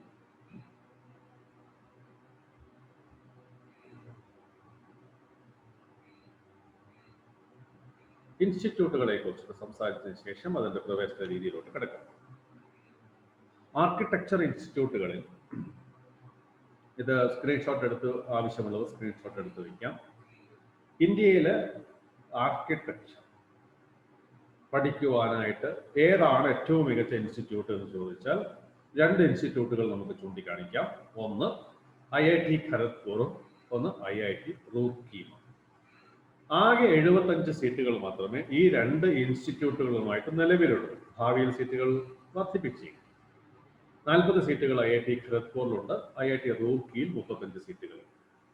അവിടേക്കുള്ള പ്രവേശനം എങ്ങനെയാണെന്ന് ആദ്യമേ പറയാം. കാരണം അവിടുത്തെ പ്രവേശനം മറ്റ് ഇൻസ്റ്റിറ്റ്യൂട്ടുകളിലേക്കുള്ള പ്രവേശന രീതിയിലേ അല്ല. IIT റൂർക്കിയിലോ അല്ലെങ്കിൽ IIT ഖരഗ്പൂരിലോ ആർക്കിടെക്ചർ പ്രവേശനം ലഭിക്കുവാൻ നിങ്ങൾ ആദ്യം അഡ്വാൻസ് എക്സാമിനേഷൻ ക്വാളിഫൈ ചെയ്യണം. ഏത് അഡ്വാൻസ് എക്സാമിനേഷൻ? G advance. അപ്പോൾ സാധാരണ IIT-കളിൽ പ്രവേശനം ലഭിക്കുവാനുള്ള ജിമെയിൻ എന്ന കടമ്പ കടന്ന് ജി അഡ്വാൻസ്ഡിൽ ക്വാളിഫൈ ചെയ്തവരോട് IIT-കൾ ആവശ്യപ്പെടും സോണൽ IIT-യിൽ വന്ന് ആർക്കിടെക്ചറിന്റെ ആപ്റ്റിറ്റ്യൂഡ് ടെസ്റ്റ് എഴുതാൻ. ഏതാണ് സോണൽ IIT-കൾ നമ്മൾ മദ്രാസ് സോണിലാണ്. നമ്മൾക്ക് സ്വന്തമായി പാലക്കാട് IIT ഉണ്ടെങ്കിലും നമ്മുടെ സോൺ മദ്രാസാണ്. അപ്പോൾ നമ്മൾ മദ്രാസ് IIT-ൽ പോയി ആർക്കിടെക്ചർ ആപ്റ്റിറ്റ്യൂഡ് ടെസ്റ്റ് ചെയ്തു. ബോംബെ IIT ഒരു സോണൽ IIT ആണ്. കാൺപൂരും ഖരഗ്പൂരും ഗുവാഹട്ടിയും റൂർക്കിയും ഒക്കെ സോണൽ IITs ആണ്. ഈ 7 IIT-കളിൽ ചേർന്ന് ആർക്കിടെക്ചർ ആപ്റ്റിറ്റ്യൂഡ് ടെസ്റ്റ് അവർ കണ്ടക്ട് ചെയ്യും. അതിൽ ക്വാളിഫൈ ചെയ്ത് കഴിഞ്ഞാൽ നമുക്ക് ഓപ്ഷൻ രജിസ്ട്രേഷൻ സമയത്ത് ഏതും ഓപ്ഷൻ കൊടുക്കാം. ഈ IIT ഖരഗ്പൂരിലെയും IIT റൂർക്കിലെയും ആർക്കിടെക്ചറിന് കൂടി ഓപ്ഷൻ രജിസ്ട്രേഷൻ കൊടുക്കാം. നമ്മൾ ആ ടെസ്റ്റ് അതിനകം ക്വാളിഫൈ ചെയ്തിട്ടില്ലെങ്കിൽ, സോണൽ IIT-ൽ പോയി ആർക്കിടെക്ചർ ആപ്റ്റിറ്റ്യൂഡ് ടെസ്റ്റ് ക്വാളിഫൈ ചെയ്തിട്ടില്ലെങ്കിൽ ജോസ പോർട്ടൽ വഴി, ജോയിന്റ് സീറ്റ് അലോട്ട്മെന്റ് അതോറിറ്റി, അതാണ് Jose, joint seat allotment authority, Jose portal വഴി ഓപ്ഷൻ രജിസ്ട്രേഷൻ കൊടുക്കുമ്പോൾ ഈ 2 IIT-കളിലെ ആർക്കിടെക്ചർ കോഴ്സ് നമുക്ക് അവൈലബിൾ ആയിട്ട് കാണിക്കില്ല. നമ്മൾ ക്വാളിഫൈ ചെയ്തില്ല തന്നെ കാണിക്കും. NIT-കൾ, എല്ലാ NIT-യിലും ആർക്കിടെക്ചർ ഇല്ല. 10 NIT-കളിൽ മാത്രമേ ആർക്കിടെക്ചർ ഉള്ളൂ. അതുപോലെ school of planning and architecture എന്നത് നമ്മൾ ഗവൺമെന്റ് ഓഫ് ഇന്ത്യ ആർക്കിടെക്ചറിന് വേണ്ടിയിട്ട് ആരംഭിച്ച സ്പെഷ്യലൈസ്ഡ് ഇൻസ്റ്റിറ്റ്യൂട്ടുകളാണ്. ഡൽഹിയിലും കുരുക്ഷേത്രയിലും വിജയവാഡയിലുമാണ് 3 ഇൻസ്റ്റിറ്റ്യൂട്ടുകൾ. ഡൽഹിയിലും ഭോപ്പാലിലും വിജയവാഡയും. കുരുക്ഷേത്രമല്ല, അത് NIT ആണ്. ഡൽഹിയിലും ഭോപ്പാലിലും വിജയവാഡ. ഈ 3 ഇൻസ്റ്റിറ്റ്യൂട്ടുകളിൽ ആർക്കിടെക്ചറും ഉണ്ട്, ബി പ്ലാനിംഗ് ഉണ്ട്. ബി ആർക്കിടെക്ചർ ഉണ്ട്, ബി പ്ലാനിംഗ്. അപ്പോൾ ഏറ്റവും മികച്ച ഇൻസ്റ്റിറ്റ്യൂട്ട് നിശ്ചയമായിട്ട് IIT-കളാണ്. കാരണം IIT-കൾ ഇന്റർനാഷണൽ ബ്രാൻഡാണ്. നിങ്ങൾക്ക് IIT-യുടെ അഡ്വാൻസ് എക്സാമിനേഷൻ ക്വാളിഫൈ ചെയ്യാൻ സാധിച്ചാൽ, നിങ്ങൾക്കൊരു ആർക്കിടെക്ചർ ഇൻട്രസ്റ്റ് ഉണ്ടെങ്കിൽ നിങ്ങൾക്ക് അതിൻ്റെ ആപ്റ്റിറ്റ്യൂഡ് ടെസ്റ്റ് എഴുതിയിട്ട് അവിടെ പോകാം. അതല്ലെങ്കിൽ പിന്നെ നമ്മുടെ മുന്നിലുള്ള ഏറ്റവും നല്ല ഓപ്ഷൻ NIT-യും അതുപോലെ school of planning and architecture. എല്ലാ NIT-കളിലും ആർക്കിടെക്ചർ ഇല്ല. 10 NIT-കളിൽ 10ഓളം NIT-കൾ, 31 NIT-കളിൽ 10ഓളം NIT-കൾ മാത്രമേ നിലവിൽ ആർക്കിടെക്ചർ ഉള്ളൂ. കോഴിക്കോട് NIT-യിൽ ആർക്കിടെക്ചർ ഉണ്ട്. സ്കൂൾ ഓഫ് പ്ലാനിംഗ് ആൻഡ് ആർക്കിടെക്ചറിന്റെയും NIT-കളിലെയും അഡ്മിഷൻ ടെസ്റ്റ് ആണ് നേരത്തെ GMain പറയുമ്പോൾ ഞാനൊരു പേപ്പർ 2 ഉണ്ട്, പേപ്പർ 2 മാറ്റി വയ്ക്കുന്നത്. നമുക്ക് അതിന്റെ വിശദാംശത്തിലേക്ക് പോകാം. നാഷണൽ ലെവലില് GMain 1 പേപ്പർ 1 ആർക്ക് വേണ്ടി നടക്കും? NIT-കളിലെ എഞ്ചിനീയറിംഗ് സീറ്റുകളിലേക്ക് നടക്കുമ്പോൾ അവിടെയുള്ള ആർക്കിടെക്ചർ എന്ന കോഴ്സിലും സ്കൂൾ ഓഫ് പ്ലാനിംഗ് ആൻഡ് ആർക്കിടെക്ചറിലെ ബി പ്ലാനിംഗ് എന്നീ കോഴ്സുകളിലേക്കുമുള്ള അഡ്മിഷൻ ടെസ്റ്റ് ആണ് പേപ്പർ 2, GMain പേപ്പർ 2. അഹമ്മദാബാദിൽ ഒരു സെന്റർ ഫോർ എൻവയോൺമെന്റൽ പ്ലാനിംഗ് ആൻഡ് ടെക്നോളജി എന്ന ഇൻസ്റ്റിറ്റ്യൂട്ട്. ആർക്കിടെക്ചറിന്റെ ഹയർ സ്റ്റഡീസിനൊക്കെ പോകും. BArch കഴിഞ്ഞിട്ട് MArchന് പോകും. MArch കഴിഞ്ഞിട്ട് അതിൽ PhD ചെയ്യുന്നവരുണ്ട്. ഇന്ത്യയിൽ ആദ്യമായി ആർക്കിടെക്ചറിനകത്ത് ഗവേഷണം PhD ആരംഭിച്ച ഇൻസ്റ്റിറ്റ്യൂട്ടാണ് സെന്റർ ഫോർ എൻവയോൺമെന്റൽ പ്ലാനിംഗ് ആൻഡ് ടെക്നോളജി. BArch ചെയ്യാവുന്ന ധാരാളം കുട്ടികൾ കേരളത്തിൽ നിന്നും ഒരുപക്ഷെ അഹമ്മദാബാദിലെ CEPT-ലോട്ട് പോയെന്ന് വരില്ല. പക്ഷേ ഹയർ സ്റ്റഡീസിനുള്ള ഇൻസ്റ്റിറ്റ്യൂട്ടുകൾ തിരഞ്ഞെടുക്കുമ്പോൾ ഇന്ത്യയിലെ BArch കഴിഞ്ഞ കുട്ടികളിൽ അവിടെ പ്രധാനമായ ഡെസ്റ്റിനേഷനിൽ ഒന്നാണ് ഈ സെന്റർ ഫോർ എൻവയോൺമെന്റൽ പ്ലാനിംഗ് ആൻഡ് ടെക്നോളജി അഹമ്മദാബാദ്. 12 കഴിയുമ്പോഴും നമുക്ക് അഡ്മിഷൻ സാധ്യമാണ്. അവിടെ ഇൻസ്റ്റിറ്റ്യൂട്ടുകളാണ് ആർക്കിടെക്ചർ നമുക്ക് പഠിക്കുവാനായിട്ടുള്ള ഇൻസ്റ്റിറ്റ്യൂട്ട് ഉള്ളത്. നമുക്കതിൻ്റെ അഡ്മിഷൻ ടെസ്റ്റിലോടുകൂടി പോകാം. അപ്പോൾ നിങ്ങൾക്ക് എത്ര പേർക്ക് ആർക്കിടെക്ചർ ഇഷ്ടത്തോടുകൂടി സെലക്ട് ചെയ്യാം, ആർക്കൊക്കെ ആർക്കിടെക്ചറിന് വേണ്ടി തയ്യാറെടുക്കാം എന്നുള്ളത് അഡ്മിഷൻ ടെസ്റ്റിന്റെ വിശദാംശങ്ങൾ മനസ്സിലാക്കിയാൽ നോക്കാവുന്നതാണ്. ഓക്കെ, ഇതാണ് ഇപ്പോൾ സ്ക്രീനിൽ കാണുന്നതാണ്. ഇതിനകത്ത് ആർക്കിടെക്ചറിന്റെ പേപ്പറുകൾ പണ്ട് ഒരു പേപ്പറേ ഉണ്ടായിരുന്നുള്ളൂ. ഇപ്പൊ 2 പേപ്പറുകൾ വന്നത്. ഈ പേപ്പർ 2A എന്ന് പറയുന്നത് ആർക്കിടെക്ചറിന്റെയാണ്. രണ്ടാമത്തെ പേപ്പർ 2B എന്ന് പറയുന്നത് ബി പ്ലാനിങ്ങിൻ്റെതാണ്. ശ്രദ്ധിക്കണം, ബി പ്ലാനിങ് വളരെ കുറച്ച് ഇൻസ്റ്റിറ്റ്യൂട്ടുകൾ മാത്രമേ ഉള്ളൂ. എൻ്റെ ഓർമ്മയിൽ സ്കൂൾ ഓഫ് പ്ലാനിങ് ആൻഡ് ആർക്കിടെക്ചറിൽ മാത്രമേ എന്തുള്ളൂ, ബി പ്ലാനിങ് ഉള്ളൂ. NIT-കളിലും എല്ലാ സ്പാകളിലും നമ്മുടെ സ്റ്റേറ്റ് എഞ്ചിനീയറിംഗ് കോളേജുകളിലും ഒക്കെ ഉള്ളത് ബി ആർക്കിടെക്ചറാണ്, ബി പ്ലാനിങ് അല്ല. ഇവിടെ ഇതിന്റെ ടെസ്റ്റ് നമ്മൾ നോക്കേണ്ടത് ഈ ആർക്കിടെക്ചറിന്റെ ടെസ്റ്റിൽ 3 പാർട്ടുണ്ട്. ഈ 3 പാർട്ടും ശരിക്കും ശ്രദ്ധിക്കണം. അതിൽ ഒന്നാമത്തെ പാർട്ട് മാത്തമാറ്റിക്സ് ആണ്. ഈ മാത്തമാറ്റിക്സ് ക്വസ്റ്റ്യൻസ്, അതായത് നമ്മൾ ജിമെയിലിൽ കണ്ടതുപോലെ തന്നെ, നമ്മൾ ജിമെയിൽ എന്ത് കണ്ടു, ജിമെയിലും മാത്തമാറ്റിക്സ് 20 ക്വസ്റ്റ്യൻസ് ആണ്, MCQs 20 എണ്ണമാണ്. അതുപോലെ 10 ഇൻഡിജർ ന്യൂമറിക്കൽ വാല്യൂ ഉള്ള ക്വസ്റ്റ്യൻസ് ഉണ്ട്. ആ ന്യൂമറിക്കൽ ടൈപ്പ് ക്വസ്റ്റ്യൻസ് 5 എണ്ണത്തിന് ആൻസർ ചെയ്താൽ മതി എന്ന് ജിമെയിലിലെ പോലെ തന്നെയാണ് ഇവിടെയും 5 എണ്ണത്തിന് ആൻസർ ചെയ്താൽ മതി മാത്തമാറ്റിക്സ്. അപ്പോൾ മാത്തമാറ്റിക്സിലെ 20ഉം 5 ന്യൂമറിക്കൽ ടൈപ്പ് ക്വസ്റ്റ്യൻസും ചേർന്നിട്ട് ആകെ 100 മാർക്കിനുള്ള ചോദ്യങ്ങളാണ് ഇതിനകത്ത് വരുന്നത് മാത്തമാറ്റിക്സ്. ഇതിന് ജിമെയിൻ എന്ന പരീക്ഷയിലെ ക്വസ്റ്റ്യൻസിന്റെ അത്ര തന്നെ നിലവാരം ഉണ്ടാകുന്നില്ല. ജിമെയിന്റെ അത്ര തന്നെ നിലവാരം ഉണ്ടാകുന്നത്. എന്നിരുന്നാലും നമ്മുടെ ഒരു ജിമെയിൻ എക്സാമിനേഷന് തയ്യാറെടുക്കുന്നത് പോലെ മാത്തമാറ്റിക്സിന് തയ്യാറെടുക്കേണ്ടതായിട്ടുണ്ട്. ശ്രദ്ധിക്കേണ്ട ഒരു കാര്യം ഇവിടെയും, അതായത് നമ്മൾ ജിമെയിൻ എക്സാമിനേഷൻ പറഞ്ഞ പോലെ തന്നെ ഞാൻ ഇവിടെയും പറയും, സത്യസന്ധമായി മാത്രമേ ആൻസർ ചെയ്യാവൂ. നമുക്ക് ലഭിക്കുന്ന അവസരം നെഗറ്റീവ് മാർക്ക് കൊണ്ട് നഷ്ടപ്പെടുത്തരുത്. കുറെ അധികം നന്നായിട്ട് ആർക്കിടെക്ചർ ആപ്റ്റിറ്റ്യൂഡും ഡ്രോയിങ്ങും ഒക്കെയുള്ള കുട്ടികൾ മാത്തമാറ്റിക്സിൽ കൊണ്ടുപോയി നശിപ്പിച്ചിട്ടുണ്ട്. അത്തരമൊരു അവസ്ഥ ഒരിക്കലും ഉണ്ടാകരുത്. പൂർണ്ണമായും സത്യസന്ധമായും ചെയ്യാൻ അറിയാവുന്നവ ഉണ്ടെങ്കിൽ മാത്രം മാത്തമാറ്റിക്സ് പാസ് ചെയ്യാം. അതേസമയം മാത്തമാറ്റിക്സ് നന്നായിട്ട് ചെയ്യാൻ സാധിക്കുന്നവരുണ്ടെങ്കിൽ, അവർക്ക് നന്നായി വരക്കുവാനുള്ള കഴിവുമുണ്ടെങ്കിൽ അവർക്കാണ് ആർക്കിടെക്ചറിനുള്ള അവസരം കിട്ടുക എന്നുള്ളത് കൂടി മനസ്സിലാക്കുക. കാരണം മാത്തമാറ്റിക്സ് എന്ന പാർട്ടിനകത്ത് 100 മാർക്ക് കിട്ടും.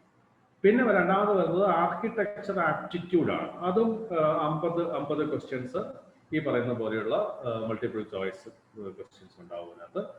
അതിന് 2 മാർക്ക് വീതമാണ്, 4 മാർക്ക് വീതമാണ്. അങ്ങനെ നിങ്ങൾക്ക് 200 മാർക്ക് ആർക്കിടെക്ചർ ആപ്റ്റിറ്റ്യൂഡിന് കിട്ടും. അപ്പൊ ഏറ്റവും കൂടുതൽ ഈ പരീക്ഷയിൽ നിർണായകമാകുന്നത് ഏതിലെ മാർക്കാണ്? ആർക്കിടെക്ചർ ആപ്റ്റിറ്റ്യൂഡാണ്.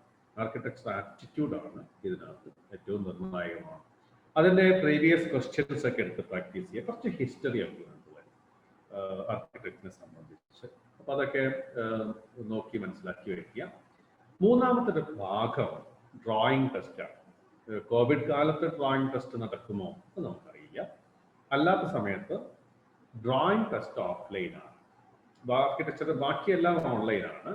ഈ പറയുന്ന മാത്തമാറ്റിക്സ് പാർട്ടും ആപ്റ്റിറ്റ്യൂഡ് പാർട്ടും ഓൺലൈൻ പരീക്ഷയാണ്. ഇവിടെ ഡ്രോയിങ് പാർട്ട് അത് 100 മാർക്കുണ്ട്.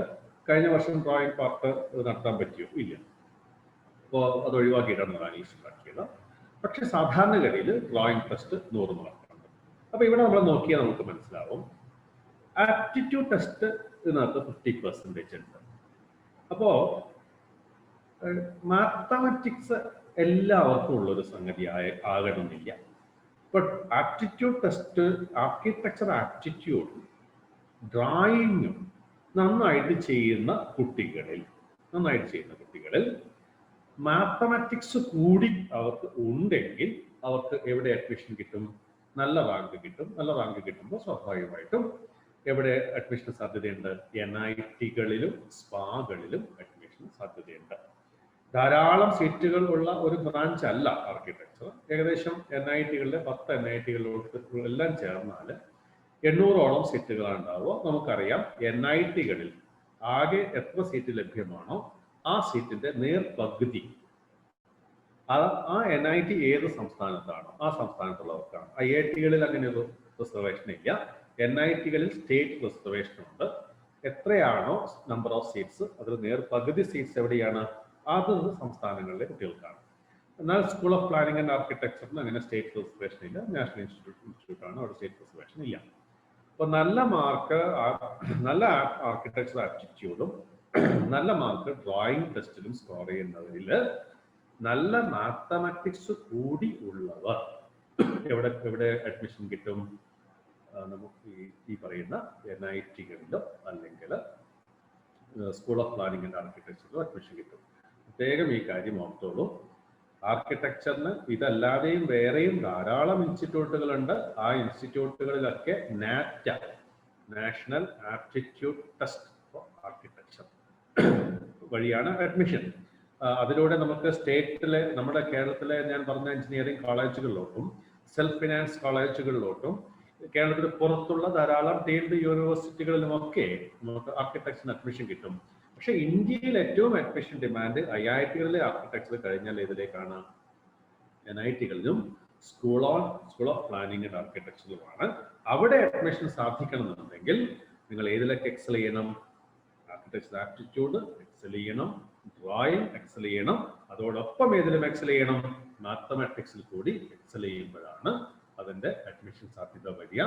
അതല്ല എന്നുണ്ടെങ്കിൽ, അതായത് മാത്തമാറ്റിക്സ് പാർട്ട് എക്സൽ ചെയ്യാൻ സാധിക്കുന്നില്ലെങ്കിൽ ആപ്റ്റിറ്റ്യൂഡ് ടെസ്റ്റും ഡ്രോയിങ്ങിലൂടെയും നിങ്ങൾക്ക് നാറ്റയിൽ സാമാന്യം ഭേദപ്പെട്ട സ്കോർ, നാറ്റയിലെ സ്കോർ 200-ൽ 100 മാർക്കിലധികം സ്കോർ ചെയ്യാൻ സാധിക്കും. 70 ഉണ്ടെങ്കിൽ നാറ്റ ക്വാളിഫൈ ചെയ്യാൻ സാധിക്കും. പക്ഷെ 100-ലധികം മാർക്ക് ഉണ്ടെങ്കിൽ മറ്റ് ഇൻസ്റ്റിറ്റ്യൂട്ടുകളിൽ ആർക്കിടെക്ചറിന് അഡ്മിഷനുള്ള സാധ്യതയാണ്. നമുക്ക് ബി പ്ലാനിങ്ങിന്റെ പേപ്പർ കൂടി നോക്കിയിട്ടും ഇത് ഏറെക്കുറെ ഇതുപോലെ തന്നെയാണ്. പക്ഷെ അവിടെ എന്തില്ല? ഡ്രോയിങ് ഇല്ല. ഇവിടെ എന്തേ ഉള്ളൂ? മാത്തമാറ്റിക്സ് പേപ്പർ 1 പോലെ തന്നെയുണ്ട്, ആപ്റ്റിറ്റ്യൂഡ് ടെസ്റ്റും പേപ്പർ 1 പോലെ തന്നെയുണ്ട്. പക്ഷെ പാർട്ട് 3 വരുന്നത് പ്ലാനിംഗ് ബേസ്ഡ് ആപ്റ്റിറ്റ്യൂഡ് ക്വസ്റ്റ്യൻസ് ആണ്. അവിടെ വരുന്നില്ല. അങ്ങനെ ആകെ ഇവിടെയും 400 മാർക്സ് തന്നെയാണ്. അപ്പൊ നിങ്ങൾക്ക് ഡ്രോയിങ് എബിലിറ്റി അല്ല, നിങ്ങൾക്ക് ആർക്കിടെക്ചർ ആപ്റ്റിറ്റ്യൂഡ് ഉണ്ട്, മാത്തമാറ്റിക്സും ഉണ്ട് എന്നുണ്ടെങ്കിൽ ഡ്രോയിങ് നിങ്ങൾ വേണ്ട പോലെ ശോഭിക്കുന്ന ആളല്ലെങ്കിൽ നിങ്ങൾക്ക് ഏതിൽ പെർഫോം ചെയ്യാൻ സാധിക്കും? ബി പ്ലാനിങ്ങിൽ പെർഫോം ചെയ്യാൻ സാധിക്കും. പ്രത്യേകം ഓർക്കണം, B planning school of planning and ആർക്കിടെക്ചറിൽ മാത്രമേ ഉള്ളൂ. അത് വളരെ കൂടുതൽ നമ്പർ ഓഫ് സീറ്റ്സ് ഉള്ള ഒരു കോഴ്സ് അല്ല. നിങ്ങൾ റാങ്ക് 1000 കിട്ടി എന്ന് പറയുന്നതുകൊണ്ട് അവിടെ അഡ്മിഷൻ കിട്ടില്ല. കാരണം വളരെ ലിമിറ്റഡ് നമ്പർ ഓഫ് സീറ്റ്സ് മാത്രമേ ഉള്ളൂ. എന്നിരുന്നാലും ഇത് സമീപകാലത്ത് ആഡ് ചെയ്യപ്പെട്ട ഒരു ബ്രാഞ്ച് ആയതുകൊണ്ട് അതിനെക്കുറിച്ചിട്ട് അറിയുകയും അത് ലഭിക്കാൻ വേണ്ടി പരിശ്രമിക്കുകയും ചെയ്യുന്നത് തെറ്റില്ല. അപ്പോൾ ഇത്രയുമാണ് ആർക്കിടെക്ചറിനെ കുറിച്ചിട്ട്. ഇനി നാറ്റ ഞാൻ പരാമർശിച്ചു കഴിഞ്ഞു. നാറ്റ എന്ന എക്സാമിനേഷനിൽ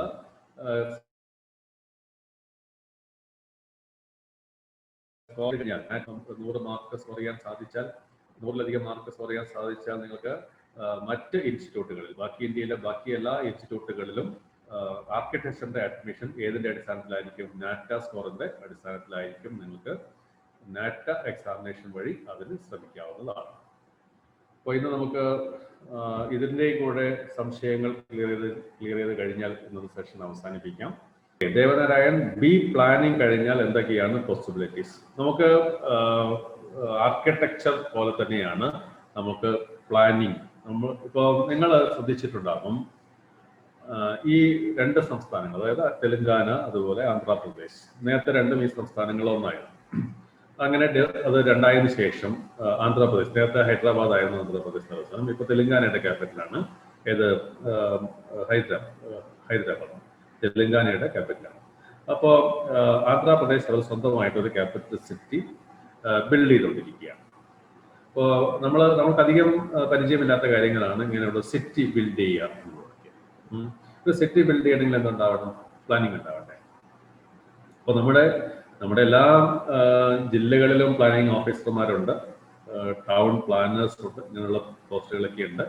അത് ഗവൺമെന്റ് സെക്ടറിലാണെങ്കിലും പ്രൈവറ്റ് സെക്ടറിലാണെങ്കിലും ഒക്കെ ആർക്കിടെക്ട്മാരെ പോലെ തന്നെ ആരെയും ആവശ്യമുണ്ട്, പ്ലാനിങ് പ്രൊഫഷണൽസിനെയും ആവശ്യമുണ്ട്. പക്ഷേ നമ്പർ ഓഫ് ഓപ്പർച്യൂണിറ്റീസ് കുറവായിരിക്കാം, പക്ഷെ എന്നാലും അത്തരം വിദഗ്ധന്മാരുടെ ആവശ്യമുണ്ട്. അതിനാണ് ഇങ്ങനൊരു കോഴ്സ് ഈ school of planning and architecture ആരംഭിച്ചിരിക്കുന്നത്. നല്ല സാധ്യതകളുള്ളത് തന്നെയാണ്. പക്ഷെ ആരംഭിച്ചിട്ട് അധിക നാൾ ആയില്ല എന്നുള്ളത് സ്വാഭാവികമായിട്ടും ആ കോഴ്സ് സെലക്ട് ചെയ്യുന്നതിൽ അതിൻ്റെ ഒരു ആർക്കിടെക്ചർ കഴിഞ്ഞിട്ടുള്ള ഒരു അഡ്മിഷൻ ഡിമാൻഡ് മാത്രമേ പ്ലാനിങ്ങിൽ ഇപ്പോൾ കാണാനായിട്ടുള്ളൂ.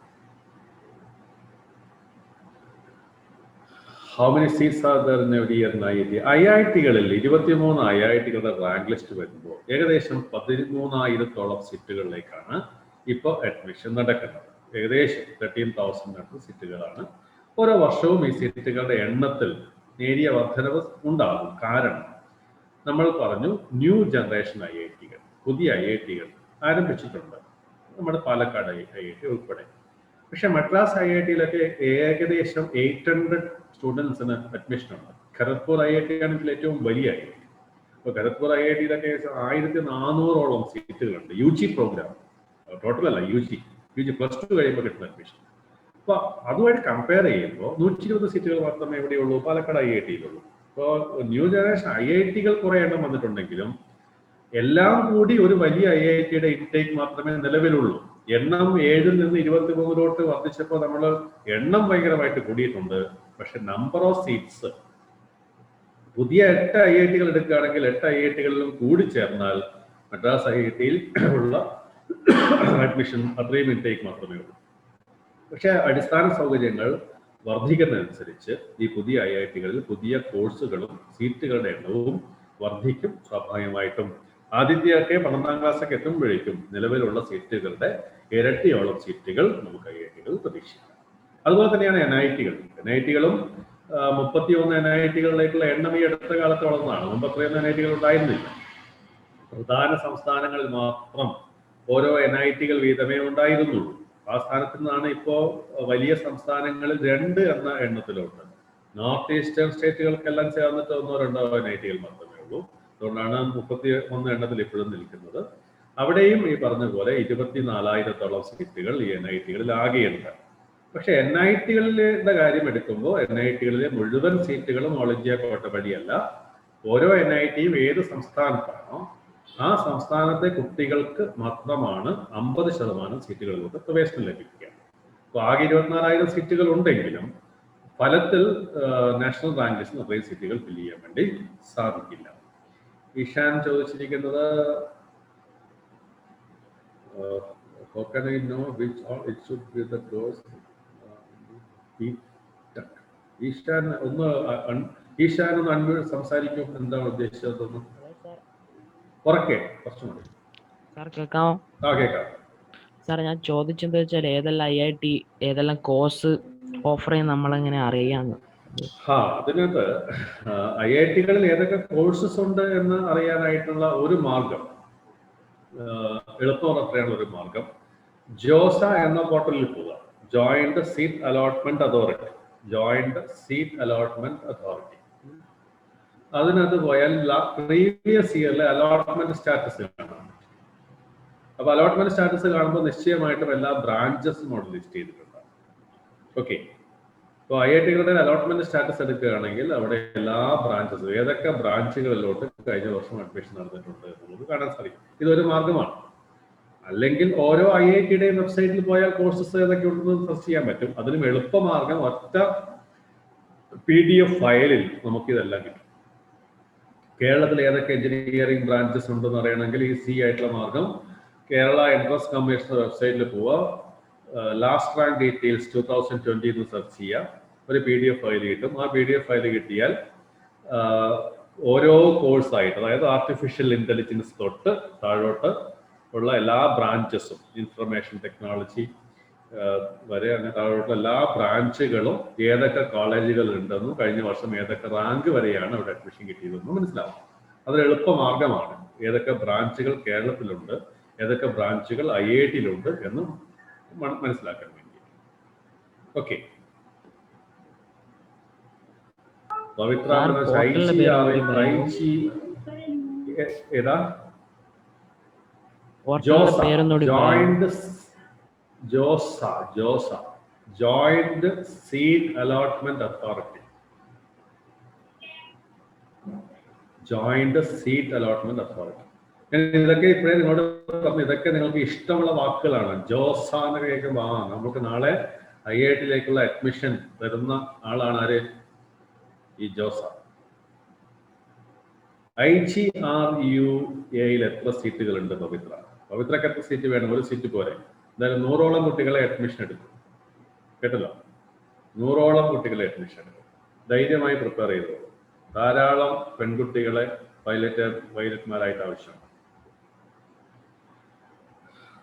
ചന്ദ്രകാന്ത്, നല്ലൊരു ചോദ്യമാണ്. ചോദിച്ചത് എത്ര മണിക്കൂർ, ഇതെല്ലാവർക്കും വളരെ പ്രയോജനകരമാകുന്ന ഒരു ക്വസ്റ്റ്യനാണ് ചന്ദ്രകാന്ത് ചോദിച്ചത്. ചന്ദ്രകാന്ത് സ്റ്റുഡൻ്റ് ആണോ അത് പാരന്റിന്റെ നെയിം ആണോ? സ്റ്റുഡൻ്റ് ആണ്. My question is, how much time is to spend for studies for a class 7 student daily? 7ാം ക്ലാസ്സിൽ പഠിക്കുന്ന ഒരു കുട്ടി NIT or IIT ലക്ഷ്യമാക്കാൻ വേണ്ടി എത്ര മണിക്കൂർ വീതം പഠിക്കണം എന്നതാണ്. കുഞ്ഞുങ്ങളോട് എല്ലാവരോടുമായി ഞാൻ പറയാം, ഞാൻ ഈ പറയുന്ന മണിക്കൂറുകൾ നിങ്ങളുടെ സെൽഫ് ലേണിംഗിന് ആവശ്യമായ സമയമാണ്. നിങ്ങൾ എത്ര മണിക്കൂർ ക്ലാസ് അറ്റൻഡ് ചെയ്യുന്നു, നിങ്ങൾ എത്ര മണിക്കൂർ അസൈൻമെന്റുകൾ ചെയ്യുന്നു, നിങ്ങൾ എത്ര മണിക്കൂർ നോട്ട് എഴുതിയെടുക്കുന്നു, നിങ്ങൾ എത്ര മണിക്കൂർ പ്രൊജക്ട് ചെയ്തു, അത് ചെയ്തു, ഇത് ചെയ്തു എന്നുള്ളതല്ല. Self study, self learning. Self സ്റ്റഡിക്ക് 7ാം ക്ലാസ്സിൽ പഠിക്കുന്ന ഒരു കുട്ടി ചെലവഴിക്കേണ്ടുന്ന ഒരു IIT ആസ്പിറന്റ്, NIT ആസ്പിറന്റ് എന്നൊരു ഭാഗം നമ്മൾ പറയില്ല. കാരണം IIT-കളിലോട്ടുള്ള പ്രവേശന പരീക്ഷയിൽ നേരിയ വ്യത്യാസത്തിൽ IIT-കൾ പ്രവേശനം നഷ്ടമാകുന്നവർക്ക്, നേരിയ വ്യത്യാസത്തിൽ IIT-കൾ പ്രവേശനം നഷ്ടമാകുന്നവർക്ക് ലഭിക്കുന്ന സമാശ്വാസമാണ് എവിടെ? NIT. ഇത് NIT ലക്ഷ്യമാക്കി പഠിക്കലല്ല, IIT-കളാണ് ടാർഗറ്റ്. IIT-കൾ ടാർഗറ്റ് ചെയ്യുന്ന കുട്ടികൾ 7ാം ക്ലാസ്സിൽ പഠിക്കുമ്പോൾ ഒരു ദിവസം ഒരു 2.5 തൊട്ട് 3 മണിക്കൂർ വരെ സെൽഫ് ലേണിങ്ങിന് എല്ലാ ദിവസവും ചെലവഴിക്കും. എല്ലാ ദിവസവുമാണ് കേട്ടോ, തോന്നുമ്പോഴല്ല, ആഴ്ചയിൽ ഒരു ദിവസമല്ല, സ്കൂളിൽ പോകുന്ന ദിവസങ്ങളിൽ മാത്രമല്ല. കാരണം സ്കൂളിൽ പോകുന്ന ദിവസങ്ങൾ ഒരു വർഷം 200 ദിവസങ്ങൾ മാത്രമേ ഉണ്ടാവുകയുള്ളൂ. ആ 200 ദിവസങ്ങളിൽ തന്നെ കൃത്യമായിട്ട് ലേണിംഗ് ഒക്കെ നടക്കുന്ന ദിവസങ്ങൾ 150 താഴെയേ ഉണ്ടാവുള്ളൂ. അപ്പൊ ആകെയുള്ള 365 ദിവസങ്ങളെ നിങ്ങൾ എടുക്കുകയാണെങ്കിൽ 365 ദിവസങ്ങളിൽ 1/3 ദിവസങ്ങൾ മാത്രമേ നിങ്ങൾ പഠന പ്രവർത്തനങ്ങൾ നടത്തുന്നുണ്ടാവുള്ളൂ. അത് പറ്റില്ല.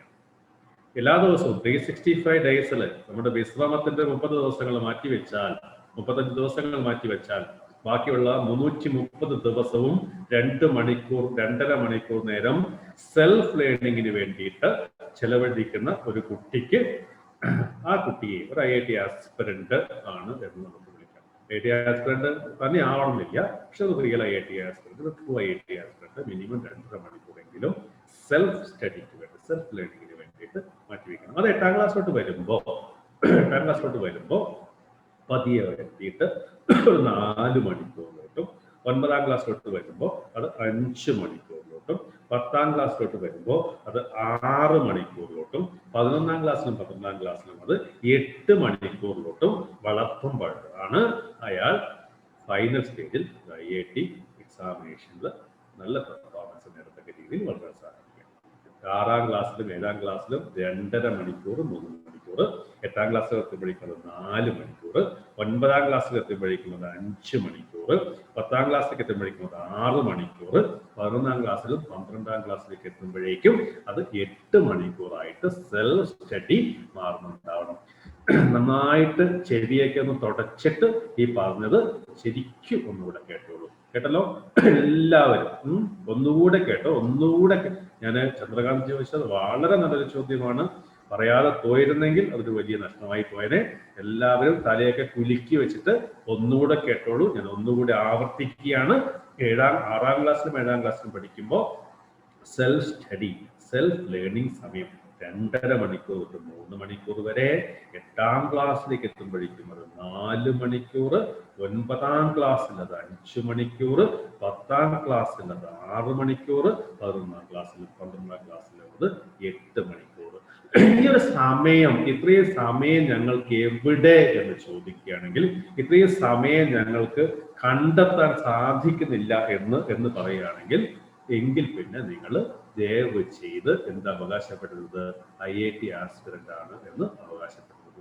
കാരണം ഇന്ത്യയിലെ IIT-കളിലോട്ട് മത്സരിക്കുന്ന കുട്ടികളുടെ എണ്ണം ഈ ലോകത്തിന്റെ യുവജനങ്ങളുടെ നേർപകുതി കുട്ടികൾ ഉള്ള ഇന്ത്യയിൽ ആ മത്സരം നടക്കുമ്പോൾ, ആ മത്സരത്തിൽ ഈ പറയുന്ന 23 IIT-കളിലോ 31 NIT-കളിലോ എത്തണമെന്നുണ്ടെങ്കിൽ ആ കുട്ടികളിൽ ഇത്രയേറെ മണിക്കൂറുകൾ പഠിക്കാൻ സന്നദ്ധരായിട്ടുള്ള അനേകായിരം കുട്ടികളുണ്ട്.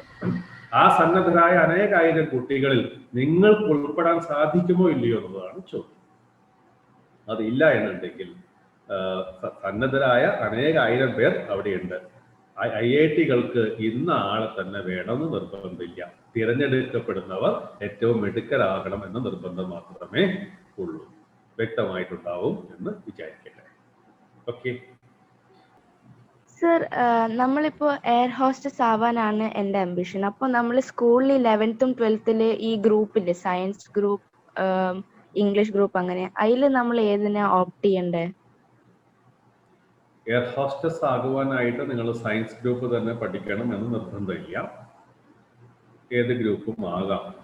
എയർ ഹോസ്റ്റസ് ആകുവാനുള്ള ഇൻസ്റ്റിറ്റ്യൂട്ട്, പ്രൈവറ്റ് ഇൻസ്റ്റിറ്റ്യൂട്ടുകൾ നിങ്ങൾ പ്രധാനമായിട്ടും അവർ നോക്കുന്നത് നിങ്ങളുടെ ഇംഗ്ലീഷ് ലാംഗ്വേജ് ആയിരിക്കണം നോക്കുന്നത്. അപ്പോൾ നിങ്ങൾക്ക് നല്ല ഇംഗ്ലീഷ് കമ്മ്യൂണിക്കേഷൻ സ്കില്ല് അത് ഉണ്ട് എന്ന് ഉറപ്പാക്കുക. സയൻസ് എടുത്താലുള്ള അഡ്വാൻറ്റേജ് എന്താണെന്ന് പറഞ്ഞാൽ, സയൻസിന് നമുക്ക് ഏത് മേഖലയിലോട്ടും അല്ലെങ്കിൽ ഏത് കോഴ്സസ് നോക്കുമ്പോഴും ആ കോഴ്സസിന്റെ എലിജിബിലിറ്റി പരിശോധിക്കുകയാണെങ്കിൽ ആ കോഴ്സുകൾക്കെല്ലാം എലിജിബിൾ ആയിരിക്കും. സയൻസ് ഗ്രൂപ്പ് പഠിക്കുന്നവർ എലിജിബിൾ ആയിരിക്കും. അതുകൊണ്ട് സയൻസ് നന്നായിട്ട് പഠിക്കാൻ സാധിക്കുന്നുണ്ടെങ്കിൽ സയൻസ് ഗ്രൂപ്പ് തന്നെ എടുക്കുക. പക്ഷെ ശ്രദ്ധിക്കേണ്ടത് ഇംഗ്ലീഷിലാണ്. മനസ്സിലായി? പിന്നെ കൃത്യമായിട്ടും ഇതിനുള്ള ഇൻസ്റ്റിറ്റ്യൂട്ടുകൾ ശരിയായ രീതിയിൽ വിലയിരുത്തുക. കാരണം ഇതിനകത്ത് പ്രൈവറ്റ് ഇൻസ്റ്റിറ്റ്യൂട്ടുകളാണ്. എയർലൈൻ ഇൻഡസ്ട്രിയുമായി ബന്ധപ്പെട്ട് നടക്കുന്ന ഇൻസ്റ്റിറ്റ്യൂട്ടുകൾ ഉണ്ടാവും. എയർലൈൻ ഇൻഡസ്ട്രികൾ തന്നെ ഓപ്പറേറ്റ് ചെയ്യുന്ന ട്രെയിനിങ് സ്കൂളുകൾ ഉണ്ടാവും. അതൊക്കെ കുറച്ചുകൂടി നമുക്ക് ഈ ട്രെയിനിങ്ങിന് ശേഷം ജോലി കിട്ടാൻ സഹായകരമായിരിക്കും എന്ന് പ്രതീക്ഷിക്കാം. ഓക്കെ. Okay sir. കീർത്തി എവിടെയാണ് പഠിക്കുന്നത്? സർ, ഞാൻ കോഴിക്കോട് ഭാരതീയ വിദ്യാഭവൻ സ്കൂളിലാണ് പഠിക്കുന്നത്. ഓക്കെ. വളരെ ഏത് ക്ലാസ്സിലാണ്? Sir, 9th standard. 9th standard. കീർത്തിക്ക് അതിഭയങ്കരമായ ആഗ്രഹം എയർ ഹോസ്റ്റസ് ആകാൻ ആഗ്രഹമുണ്ടെങ്കിൽ ക്ലാസ്സിന് ശേഷം എനിക്ക് വാട്സപ്പിൽ ഒരു മെസ്സേജ് ഇടുക. ഞാൻ എപ്പോഴെങ്കിലും സമയം കിട്ടുമ്പോൾ നമ്മുടെ ഇൻസ്പയറിലെ ഒരു പാരന്റ് എയർ ഹോസ്റ്റസ് ആണ്. അവർ ഒരു ഫോറിൻ എയർലൈനിൽ വർക്ക് ചെയ്യാണ്. എയർ ഹോസ്റ്റസ് ആണ്. അവർ ഇപ്പോഴും എയർപോർട്ടിൽ വർക്ക് ചെയ്യാണ്. ഞാൻ അവരുമായിട്ട് ഒരു മീറ്റിംഗ് അറേഞ്ച് ചെയ്യാം. അപ്പോൾ ആ പ്രൊഫഷനെ കുറിച്ചൊക്കെ കുറച്ച് കൂടുതൽ നന്നായി മനസ്സിലാക്കുവാൻ അത് സഹായിക്കണം. എനിക്ക് പറഞ്ഞു തരാൻ സാധിക്കുന്നതിനേക്കാൾ കൂടുതൽ അതിന് വേണ്ടിയിട്ട് കീർത്തിയെ സഹായിക്കാൻ ആ അമ്മയ്ക്ക് സാധിക്കും. ഞാൻ അതിനുള്ള മീറ്റിംഗ് സൗകര്യമായിട്ടുള്ളതായി തരാം. ഓക്കെ.